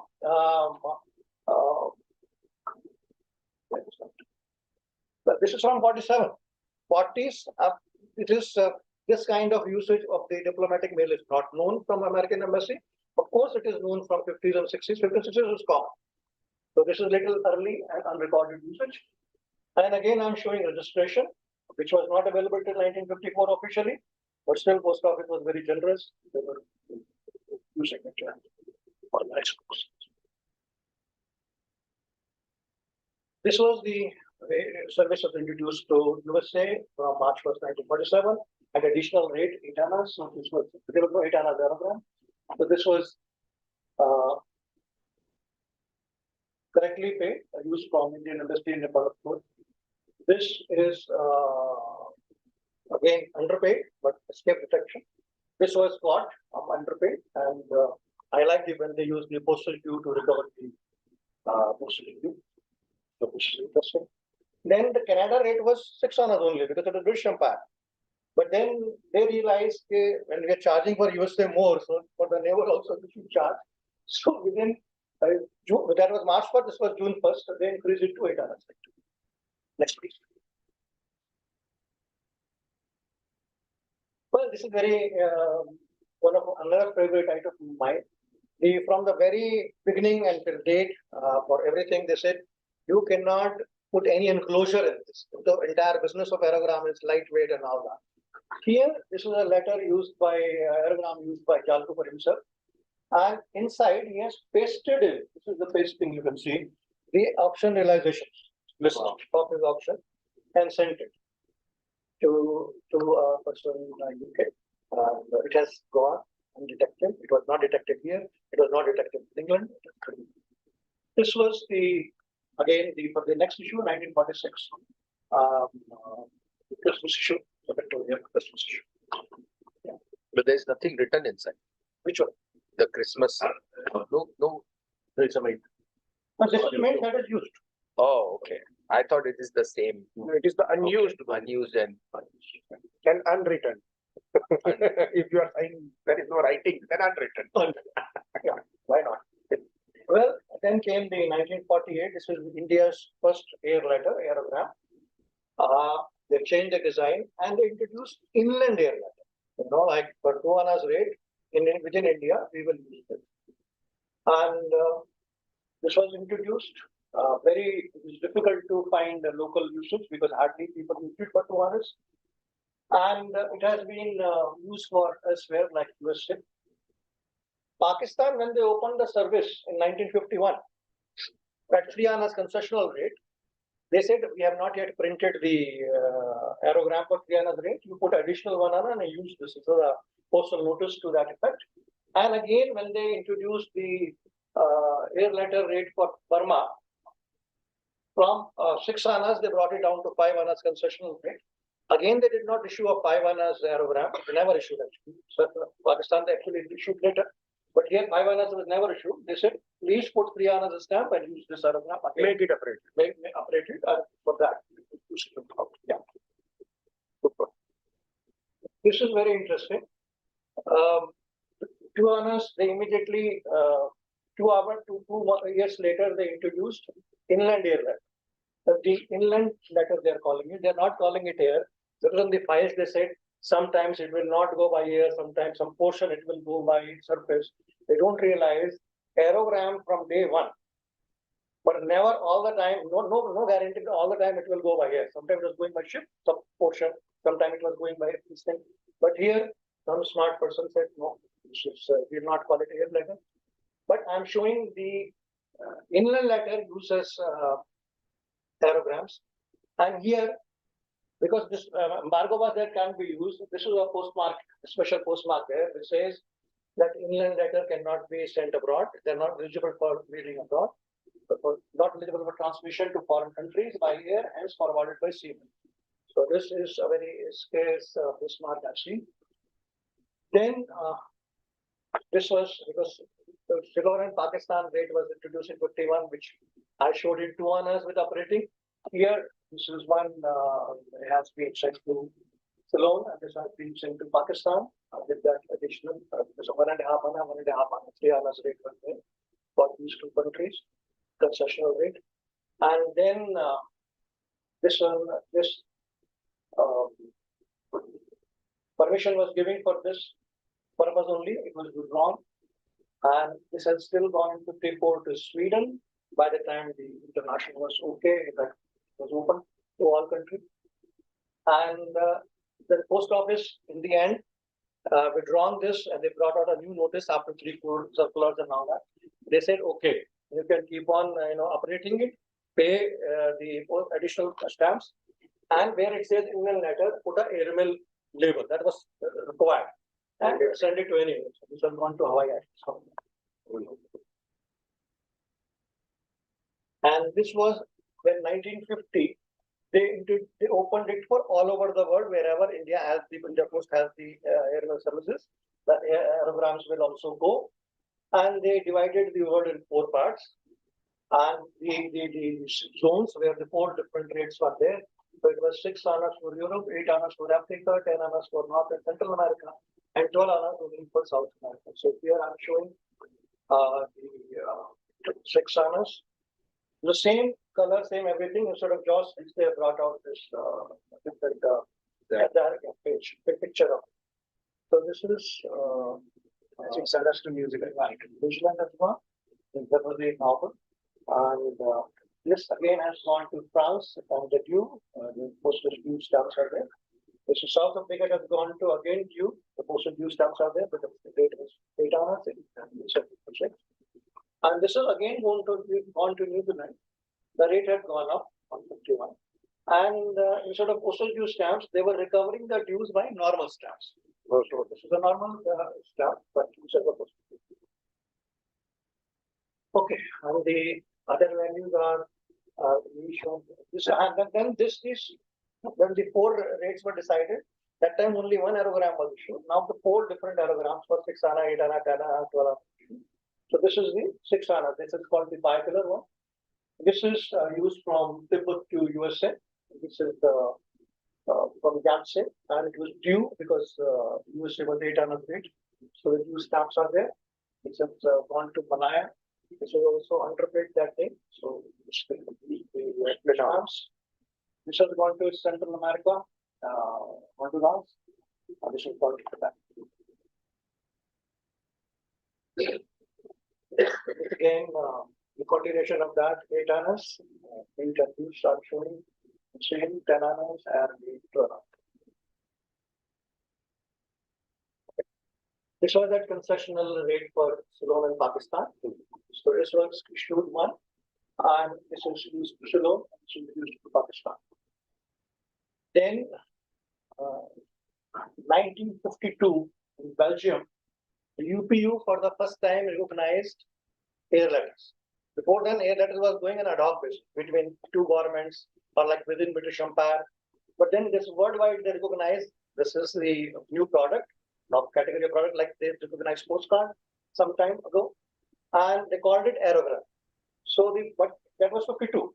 But India printed the word Aerogram on it in 1954. They were writing air letters and other things. So 54. Again, I'm showing the all the values will come and the denomination will come with the aerogram written on this. Again, I'm showing on this page the 3 anna rate. Now 3 anna rate, they are not 3 anna stamps are there with additional postage used to Burma also. But what they are not saying is Ceylon and Pakistan for a very simple reason, because they have added Portuguese India also that day. Okay. So they said it will be too much writing. We will know where to send 3 annas. Let us not print that extra. Tomorrow, some fourth country we might add. I don't know what was this thing. But they have moved to Pakistan. So we found them. Then this is continuation of that aerogram series. So we have 8 annas. And again, the varieties come from this overlay. They're different printings, overlays. Like gray overlay, blue overlay, like that. This is again used to Israel, short paid, recovered by postage due stamps of Israel. This is 10 annas, again 2 varieties, usage to Portuguese is simply done in Mozambique. And you find the 12 annas of that. Then this is the first commemorative aerogram we have.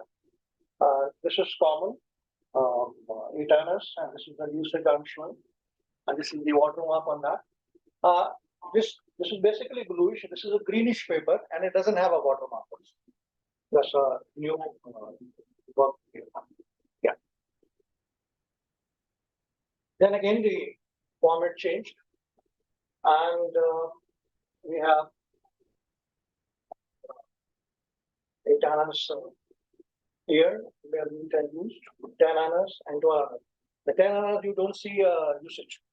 I mean, 4 or 5 years of intensive searching worldwide, I've not been able to find one. I talk to anybody, I'll give you one. So then they go home and say, sorry, 10 annas is not there. 10 annas is not there. Okay, and why they had the 10 annas? For which country? It was Australia. Okay. Thank you. Next. So we have some homework to do. I think that is the last slide. That's the last one. Good, but I won't commit you that, I have one again. I will see first and then I say, oh, yes. Many people have committed. And I'm saying, I'm mentioning that. That is one thing. That's a simple thing. It can be someone use aerogram of 10 annas, modern period will be lying somewhere. Yeah. But to me, I have to have it and I'm hunting it like this. So that's it, folks. And thank you very much for gives us a new perspective into aerogram. Aerograms. Yeah. If you collect box में देखते रहते कभी ध्यान नहीं करता था. अभी से ध्यान नहीं जाएगा. And where is that Zanzibar due you haven't included in this presentation? I said, no, my caveat was there. This is as I showed in Thailand. मैंने काम नहीं किया. George VI का जो था. गुजराती वाला भी डाला नहीं है ना. वो तो अभी एक हुआ था. मेरे पास नहीं है. आगे का प्रेजेंटेशन मेरे पास आगे कट आउट है. जॉर्ज VI का उसके पास है और संदीप का. Very severe. I'm looking for that. So I'm Madhukar looking ji, for many other items also, but yeah, thanks for this. किसके? जॉर्ज के मैंने देखे नहीं। बाद के पीरियड में है? बाद के period में। आगे का मैंने मिस कर दिया था उस दिन पीयूष जी के साथ, वो आज कवर हो Okay. So in this time, What's flying to Delhi? हाँ? क्योंकि मेरे पास एक रेड का हुआ फ्लाइंग तो क्या होगा ना? मैं कह ही रहा हूँ कि अगर वो रेट पूरा नहीं दिया, उसमें डिफरेंट टाइम में डिफरेंट रूल है। एक टाइम में तो ये रूल है कि आप इसको सर्विस में भेज दो, यहाँ पर सर्विस अवेलेबल। तो ड्यू के लिए अलग अलग रूल्स हैं कि इसको सर्विस में भेज दो, तो सब शिप हो गया वो। और फिर बाद में ऐसा रूल है कि अगर इसमें बेसिक पोस्टेज दी हुई है तो इसको बाय एयर भेज दो और सिर्फ वो पोस्टेज के लिए उसको टाइम चेंज करो। इसमें फर्स्ट फ्लाइट कवर किया था। हाँ, फर्स्ट फ्लाइट एरोग्राम जॉब में भी है first.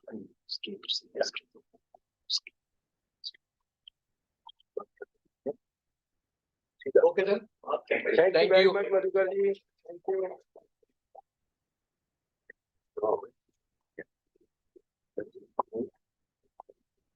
Markand was asking for what? Markand gave me one item in Thailand to add it to this. Chanjivar postage you use. Aerogram. On Aerogram. So that will be in the next showing when I do it.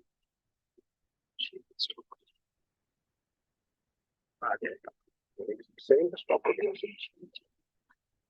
Share screen अभी now I need to share the screen. Okay, then नहीं मेरा बाकी है. Now I'm going to invite myself. नहीं आएगा कुछ नहीं है. Share नहीं है ना कुछ नहीं. अभी ऐसे ही plug out I'm going to plug this. I will share the screen now. Thanks. I have put it thanks.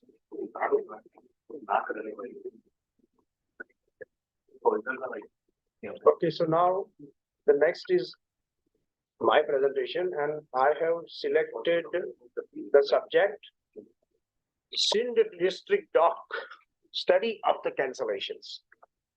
This is interesting. And whenever it comes to Scinde Dawk, the people say there is very little known about the Scinde Dawk and blah, blah, blah. And they all begin that story. I would say now there is enough is written on the Scinde Dawk, the design and cancellations. When we have the publication of Mr. Chandak, that is the most comprehensive, I would say. I have this book here in my hand, and I also have the Headergott book here. So today I am going to discuss about the cancellations. So whenever it comes to the cancellations, all the way from the beginning, very simple story is going on. Type A, type B, type C, type D, type E, blah, blah, blah, blah, blah. So now what all these types are and from where it comes. Actually, in the Sindh province, there were different districts and this stamp was printed, I mean not printed, but embossed, I would say, rather more specific, that this stamp was prepared to use in different districts to make the communications in between those districts. And Sindh province commissioner was Sarbatal Frere, and he initiated the whole thing that he wanted to have a postal system in the Sindh district. And that's how he came up with this stamp of half honor in 3 colors. And that story we all know, white, blue, and red. So these are some of the important districts we have here. Sikarpur, Sukkur, but actually it is pronounced as Sakkar. Larkhana, Hyderabad, Karachi, Kotri, Kheti, which is a port. Some call it Katy also, or Kheti, and Tata.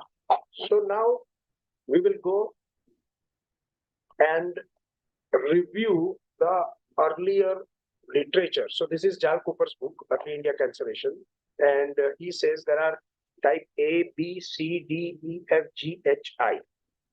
Where if you see here, it says that the type D on the left page, he notes here that type D is not available for illustration. So these are the types what he had recorded. Okay. And these are the types has been recorded by Mr. Johann Hettergott, the supreme authority in the Scinde Dawk and the Scinde district Dawk's cancellation, I would say, because when we look at his collection and the book which is published by Corinthila, he has gone in the all detail. Usually people just collect the Scinde Dawk steps, rather than he collected the Scinde district postal history all the way from the beginning, having the Karachi with the spelling having T in it, Kuratchee, Karachi paid, and Hyderabad, and Hyderabad Sindh pre, Karachi paid, etc., etc. All the pre-stamp covers. And then he comes to the Sindh district Dawk stamp, and afterwards he go in the lithograph issue as well. So this is the page. I have very duly given the credit for all this illustration, and I had obtained the permission from the Corinthila to reproduce these illustrations here for our meeting, and they had very kindly allowed us to do so. So if you look at the first cancellation here, it says there is a little red dot and a white dot. That means this cancellation has been observed on the red Scinde Dawk and the white Scinde Dawk. The second illustration, okay, that is observed on all three colors, red, white, and blue. Respectively, everywhere you will see, some of the cancellation, you will see there is only white dot, like the bottom one on the left and the next to it, and the another one, another two of them next to them. And if we see this diamond of lines observed on white and blue, and the 96 Hyderabad as well. So now we will have a little review on the book of Mr. Chandak. Now, Chandak's book is the most comprehensive book I have said, and that is the latest available literature with a great study about the all India cancellations. And so far, he has also included the Scinde district Dawk cancellations as well in it. And he made it very simplified. So whatever the type was said by Cooper, he has mentioned here, by the Renouf, he has mentioned here, and whatever available literature is there and whatever is recorded so far, he tried to put everything together and to make it up to date, I would say. So these are the pages from Mr. Chandak's book, and this is the third and fourth page, and then we also have one more page I think we need to see. But no, that's I think the 4 page, yeah. Total 4 pages in his book. And now we come to the type L. Actually, yeah, it's my mistake, and I will not hesitate to admit that. I had his book during the exhibition. He very kindly presented this to me with his signature in it, etc. But I also looked at the Scinde Dawk cancellations, but I didn't pay a great attention to this type L. And recently, before 6 months, when I was discussing this with our royal fellow, Dinesh Kanabar, and then I have noticed 2 examples with strange cancellation in his collection. And I said, I never seen this cancellation, and I think it's a new discovery. But without knowing that Mr. Chandak had already recorded this cancellation as type L in his book. While I was preparing this presentation, and I wanted to share all this thing with you, I again gone through his book, and then I realized that, yeah, it's nothing new. So I decided that, yes, this is a new discovery. Full credit to Mr. Chandak. But then I also came to know about it. And these are the 2 examples. Again, I'm grateful to Mr. Kanabar that he allowed us to show this in this meeting today. And these are the 2 examples with this newly discovered type L. Okay, so Hers, now you have one more challenge to find the type L and to add it in your collection. The lower right one does not put the center. Sorry? The lower right one. There is no dots in the center. Yeah, see, there are no dots in the center. It is just because of the impact of the punching, maybe a little lighter or something like that. You not observe in this cancellation, you observe this in many of the other cancellations on Scinde Dawk, because it is just the beginning. Is showing is totally different from what you are showing there. No, I have seen it using a magnifying glass. Even the two examples which I am showing here, they are not matching with each other. If you want to connect in that way, but these are the type L, because Mr. Chandak's copy is smaller than what I am showing on the bottom. It's a little bit more enlarged, so you are getting confused. And if But you don't this agree, is- then this would be a new cancellation. Yeah, It's not, we can. because there is one more cancellation just like that. Yeah, More difficult for you. No, no, But here we are discussing the type L. You wanted to say something? Sorry. no, no, pending. Later on. Later on, yeah. We will debate on that. But this is the type L. And one more thing I wanted to discuss here today, and that is the type M, what Mr. Chandak had recorded, which we see here. That is the Kurachi paid on the bottom right. And he is writing here that it is a town cancellation of Karachi in red color on Scinde Dawk. Initially, it was considered that the cancellation consist only the lower part having town name. However, it was confirmed later that the upper portion showing EIC in a heart shape is also part of the cancellation. And he's talking about this thing, which is a partial design of the Scinde Dawk itself, which is in the center of the Scinde Dawk stamp. But I am a little bit disagree, and this I think needs a little bit more debate. This topic has to be discussed, because what I have observed in Hyderabad's book, we will see here. It is a Kurachi page, and as we can see in the illustration here on the left cover, okay, again on the right cover, and now we are trying to match what Mr. Chandak is saying with this heart shape heart shape on the top with EIC letter is actually the Kurachi free postmark, which is again I am having from Hyderabad book, reproducing on the right side, and you can see it comes only in the Kurachi free and not in the Kurachi paid. So I think this type M, which Mr. Chandak had recorded, needs a little bit more study, and a more discussion is required to confirm whether it is really on the Kurachi paid. We have that heart shape of the thing, EIC letters on the top or not. Because this example is clearly showing that it is for Kurachi free. And when it comes to Kurachi paid, there is no heart shape on the top. And we can see here in these covers. Going further and understanding the cancellations, as I mentioned in the beginning of the presentation, the type A, B, C, D, E.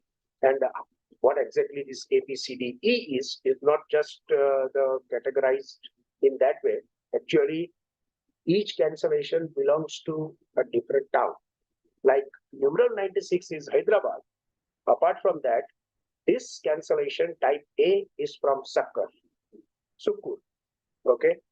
And if you want to tally this, you need to go through the Hyderabad's book, and he had described it very nicely. So it will make life easy to understand this cancellation. Now type B, this is from Kurachi. These are the usages. These are not just the cancellations. These are the usages, identical usages, and they have a relation and a connection with a particular town. Now this type C is from Kheti. Kheti is a port all the way in the South Pakistan. At the bottom, it's a port. It's still there. Hyderabad is saying there are two types. The type C, what Jal Cooper and others have recorded, that is on the left. On the right is Hyderabad type C. And why I call it Hyderabad type C? Because he is saying that the dots are little smaller and it is within the outer line of the embossing design. However, the stamp on the left, the cancellation, what is there, that is going just a little beyond the outer circle of the Scinde district Dawk stamp. EC type 1. Yeah. So there are two types. So far, Hyderabad had discovered it, so I call it Hyderabad type C. And that is the one on the left is type C by Jal Cooper. Now this is type D. That is from Hyderabad. Later, they had the 96 also, and which is existing on the Scinde Dawk stamp, that cancellation, as well as on the lithograph issue as well. Because then the post office had, they had assigned the number to the post office of Hyderabad. Now we find the double cancellation sometime. And how come they happen? So this is a stamp with double cancellation type D and F. So D is from Kotri and F is from Hyderabad. I think I'm making a mistake. I will rectify it. Just please allow me to go to the next slide. Why is the double cancellation? Yeah, it's a good question. So what happens when a letter is posted, say for example from Kotri. So first it had the Kotri cancellation. The receiving post office somehow, because it's early days, they are not finding the receiving mark. So they just apply the receiving mark as the cancellation mark, actually which has to be used for cancel the stamp if it is originating from that post office. By mistake, they also apply it on the stamp when they are receiving that letter. So one letter is going from Kotri to Hyderabad, may have the two cancellations of Kotri and Hyderabad as well. But both belongs to the same district province only. And that's how we have. There is no chance of a triple cancellation. Yes, Could be. yes, there are. No, there are. There are. One triple cancellation. Yeah, there are. I think if I have included in this presentation, I will show you. And that is when a letter is initially going, they are not finding the cancellation, putting the pen, right? Exactly. See, he's with me. I know what you are telling me. So pen mark, and then, oh yeah, no, there is a cancellation. We have found it. So putting the cancellation when it is originating, and then again getting cancelled at when it is being delivered. So now this top one, you will see it has a Kotri cancellation. Now, when it was on the entire, just assume that when it was on the entire, it had first had the Kotri cogwheel cancellation, this large star like E, and then Kotri paid in black. So part of KOT you can see on the top, and this was in the recent Magnolia Seagull one, went 5 times than the estimate, skyrocket like that. Wow. And that is the one. And if you closely observe, there is a rectangle, part of the rectangle frame is there. Yeah. And if I invert that stem, that is actually REE. So that is also Kotri, but this is in the black, and the one in the bottom right, that is in the red. These both are Kotri. And that's how they have the two cancellations of Kotri itself. One is the Scinde Dawk particular exclusive cancellation, and then the normal Kotri paid marking. Now, some more double cancellations, Hyderabad and Kotri. So Hyderabad, we also have in red, as we discussed earlier when I was talking about the cancellations reported by Hyderabad. So Hyderabad is in black with the diamond of dots, as well as in red. Red is quite rare. Red is quite rare, yeah. And on the right, we have this another double cancellation, but that is in black. Now we discuss the type F of the Kotri paid example we have already seen. This is type F. And here we have the Kotri and Karachi. So it clearly means that a letter is originated from Kotri, going to Karachi. When it is getting delivered, they say Karachi paid, okay, it's going to the recipient. As simple as that. And that's how they have the markings. Now, the type M, what Mr. Chandak has reported with the EIC heart-shaped design on the top of the Karachi paid, is in debate. And here we have one more example of the Kotri. Now you can see here that just imagine that Kotri paid marking is placed it's just placed a little bit on the left, and then it could have been on the stamp. So the same thing applies for the Karachi mark also. Right? Yeah. Just shifted. Yeah. It is the stamp marking. Yeah. It is exactly like that. Yeah. And then we have this type G. G is from Karachi. And then this sucker mark that is in black as well as in red. And here we have an example on the lithograph issue.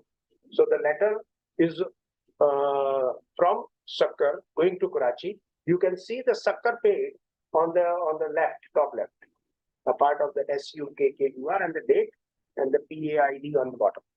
So that is a lithograph letter, and on the right we have the blue Scinde Dawk cancelled in red. Now we can confirm that it is from Sukkur. Good to know. Thank you.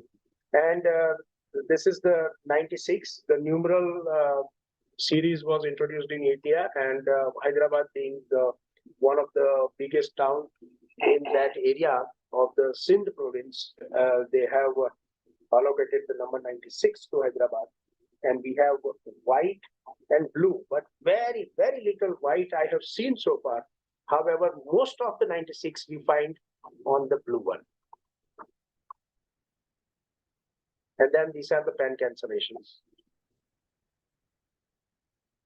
So some of the places where they were not able to allocate a proper cancellation, a distinctive cancellation, okay, then I think, this is my assumption, and the debate is still open, we can discuss it, that they would have instructed that if you don't have a cancellation, just cross it down. And No initiative.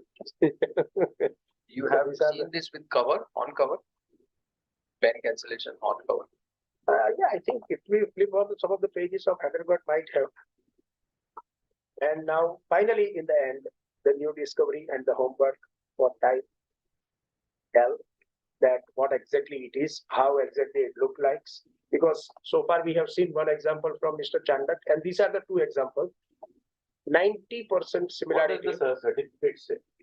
Certificate doesn't say, they have no idea. We are experts sitting in this room. We are the Phila-kings here. When it comes to Indian philately, we should not just simply rely on BPA or any expert. But if they don't know, see, everything has been reported for first time in past also. Like Hammond Giles came with the book. Nobody has Only you have any to see knowledge. is if that So cancellation is now not first big, time that this has much, been, no, first time this has been reported in this book, okay? And then we have these two examples. Now we discover more examples, and then that's how the study goes further. And then we come to the conclusion that this is the exact design of the cancellation. So thank you very much for your time, and those who are watching on the YouTube, I'm sure it's a one-way traffic. They can just see us and they cannot ask me the questions. But if any questions, very, very welcome, and you can ask me in the future. Just point your camera either on my Twitter, now it's X anyway, and Facebook or Insta, and you can straight away come to me, and I'm open for discussion. Thank you very much indeed. And that's the end of the meeting. And now I invite Kapil to, Hers for vote of thanks as per that. And Kapil is, before vote of thanks, you want to distribute some Christmas presents, and I also want to distribute some Christmas presents. Like to honor the speakers. Oh, yeah. That is also one of the important part of the meeting. But thanks for reminding me. The speakers who had very kindly made this meeting very, very successful. And we have some presents for them, the memento for this occasion. Christmas has come. And may I invite, let me zoom out, and may I invite Hers Gupta, first of all, in the center, please, because we have set the camera there. And Kapil, please proceed, open that and hand it over to Mr. Gupta. Huh? Oh, sorry. I have to change the direction. Oh, yeah, that is going to Harsh now. But this has been a fantastic meeting. 1 second, Kapil, wait a second. Let me put a proper background. So now I stop sharing this thing, and the full video will go. I will disconnect myself from here. Just 1 second. I will disconnect myself from here. Then I'm not anymore disturbing this thing. And we have the full screen. Vote of thanks. You can proceed with the vote of thanks. ये कर लेते हैं उसके बाद Okay, ठीक है. Then the recording stops. Then we can have an important question. Then I'll answer Mr. Gaurav's question in detail. Why we are wasting time? Who is first? Hers is first, right? Okay, thank you so much. One second, we need to point the camera nicely. But you go in the frame, please. Come. Yeah, there you go. Thank you for a wonderful presentation and hosting us. Pleasure. Hosting the meeting in a I look beautiful, forward to many more meetings. beautiful room of Stefano Ricci in Taj Chambers. And then May I invite Anurag? Anurag, please come. And take your photo. Present. Let me remove these bottles from the needles, getting in the camera, making the.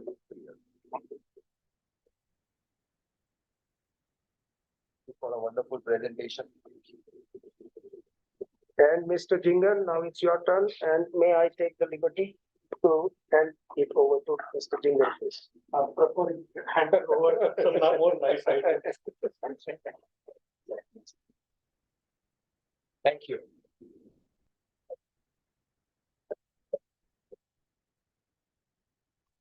And I cannot present a memento to myself, even though being the speaker, but Kapil is going to make one for me. We need to move the boxes. That's your box. The pack. Yeah. And that is officially the end of the meeting. And now I have. Thanks. Yeah, sorry. Why we are doing that? Already ended the meeting twice. Twice. जल्दी में है कि flight है? Flight. So, hers is vote of thanks. Gentlemen, thank you for coming here and making this a really, really nice meeting. We always Bombay beats us with the number of meetings, but this time we're going to make sure that Delhi comes first. And it all depends on the representative also, but we'll give him no chance to, say no. So thank you for that. And today the special thing was मैं कभी नहीं realize कर सकता था कि money order और आपके aerograms will force me to go back home and look through my syntax. I could agree, I would, that I would, there are certain new things that I learn and I will go through them again once more. But money orders and aerograms मुझे नहीं लग रहा था कि मैं कभी देखता भी हूँ तब, मगर आज आप लोगों ने मुझे विवश कर दिया कि मैं वहां जाऊं आज और आज का शाम मेरी आप उसी में लगवा दो. So really nice presentation, Anurag. We learned so much new things about it, about aerograms. जिस चीज को कभी नहीं देखा आज एक नई नजरिए से देखें. यही इस मीटिंग का एक उद्देश्य होता है. And this is really nice, really nice. Thank you so much. We have a round of applause for everyone. And I have some Christmas presents for everybody, and I start from you only, Hers. Thank you. And Mr. Jhingan, please come. And Gautam ji, I have Kapil Mohit Kohli on the stage. One for you. Thank you. Thank you. No, I'm sorry.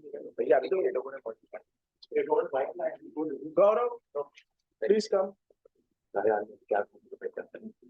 And you have a bag to carry.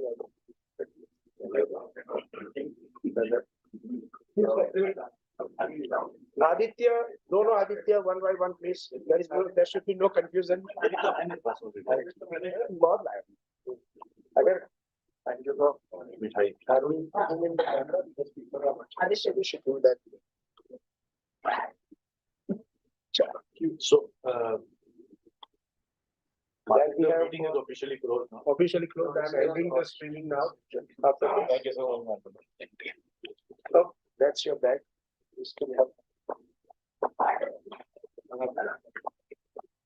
Anurag, please come forward and collect your present, Christmas present. Thank you very much. And then Rohit ji, sorry, and Yash. We already have one. Sorry. Yeah, I had those. Yes, sir. Right. Yes, Aditya and yes. Please. I have to see your camera. भाई कोई बाकी है तो मुझे प्रेम से बोल देना। नहीं डब्बे बाकी तो कर कोई बाकी है नहीं, तुम बताओ कितने बाकी है?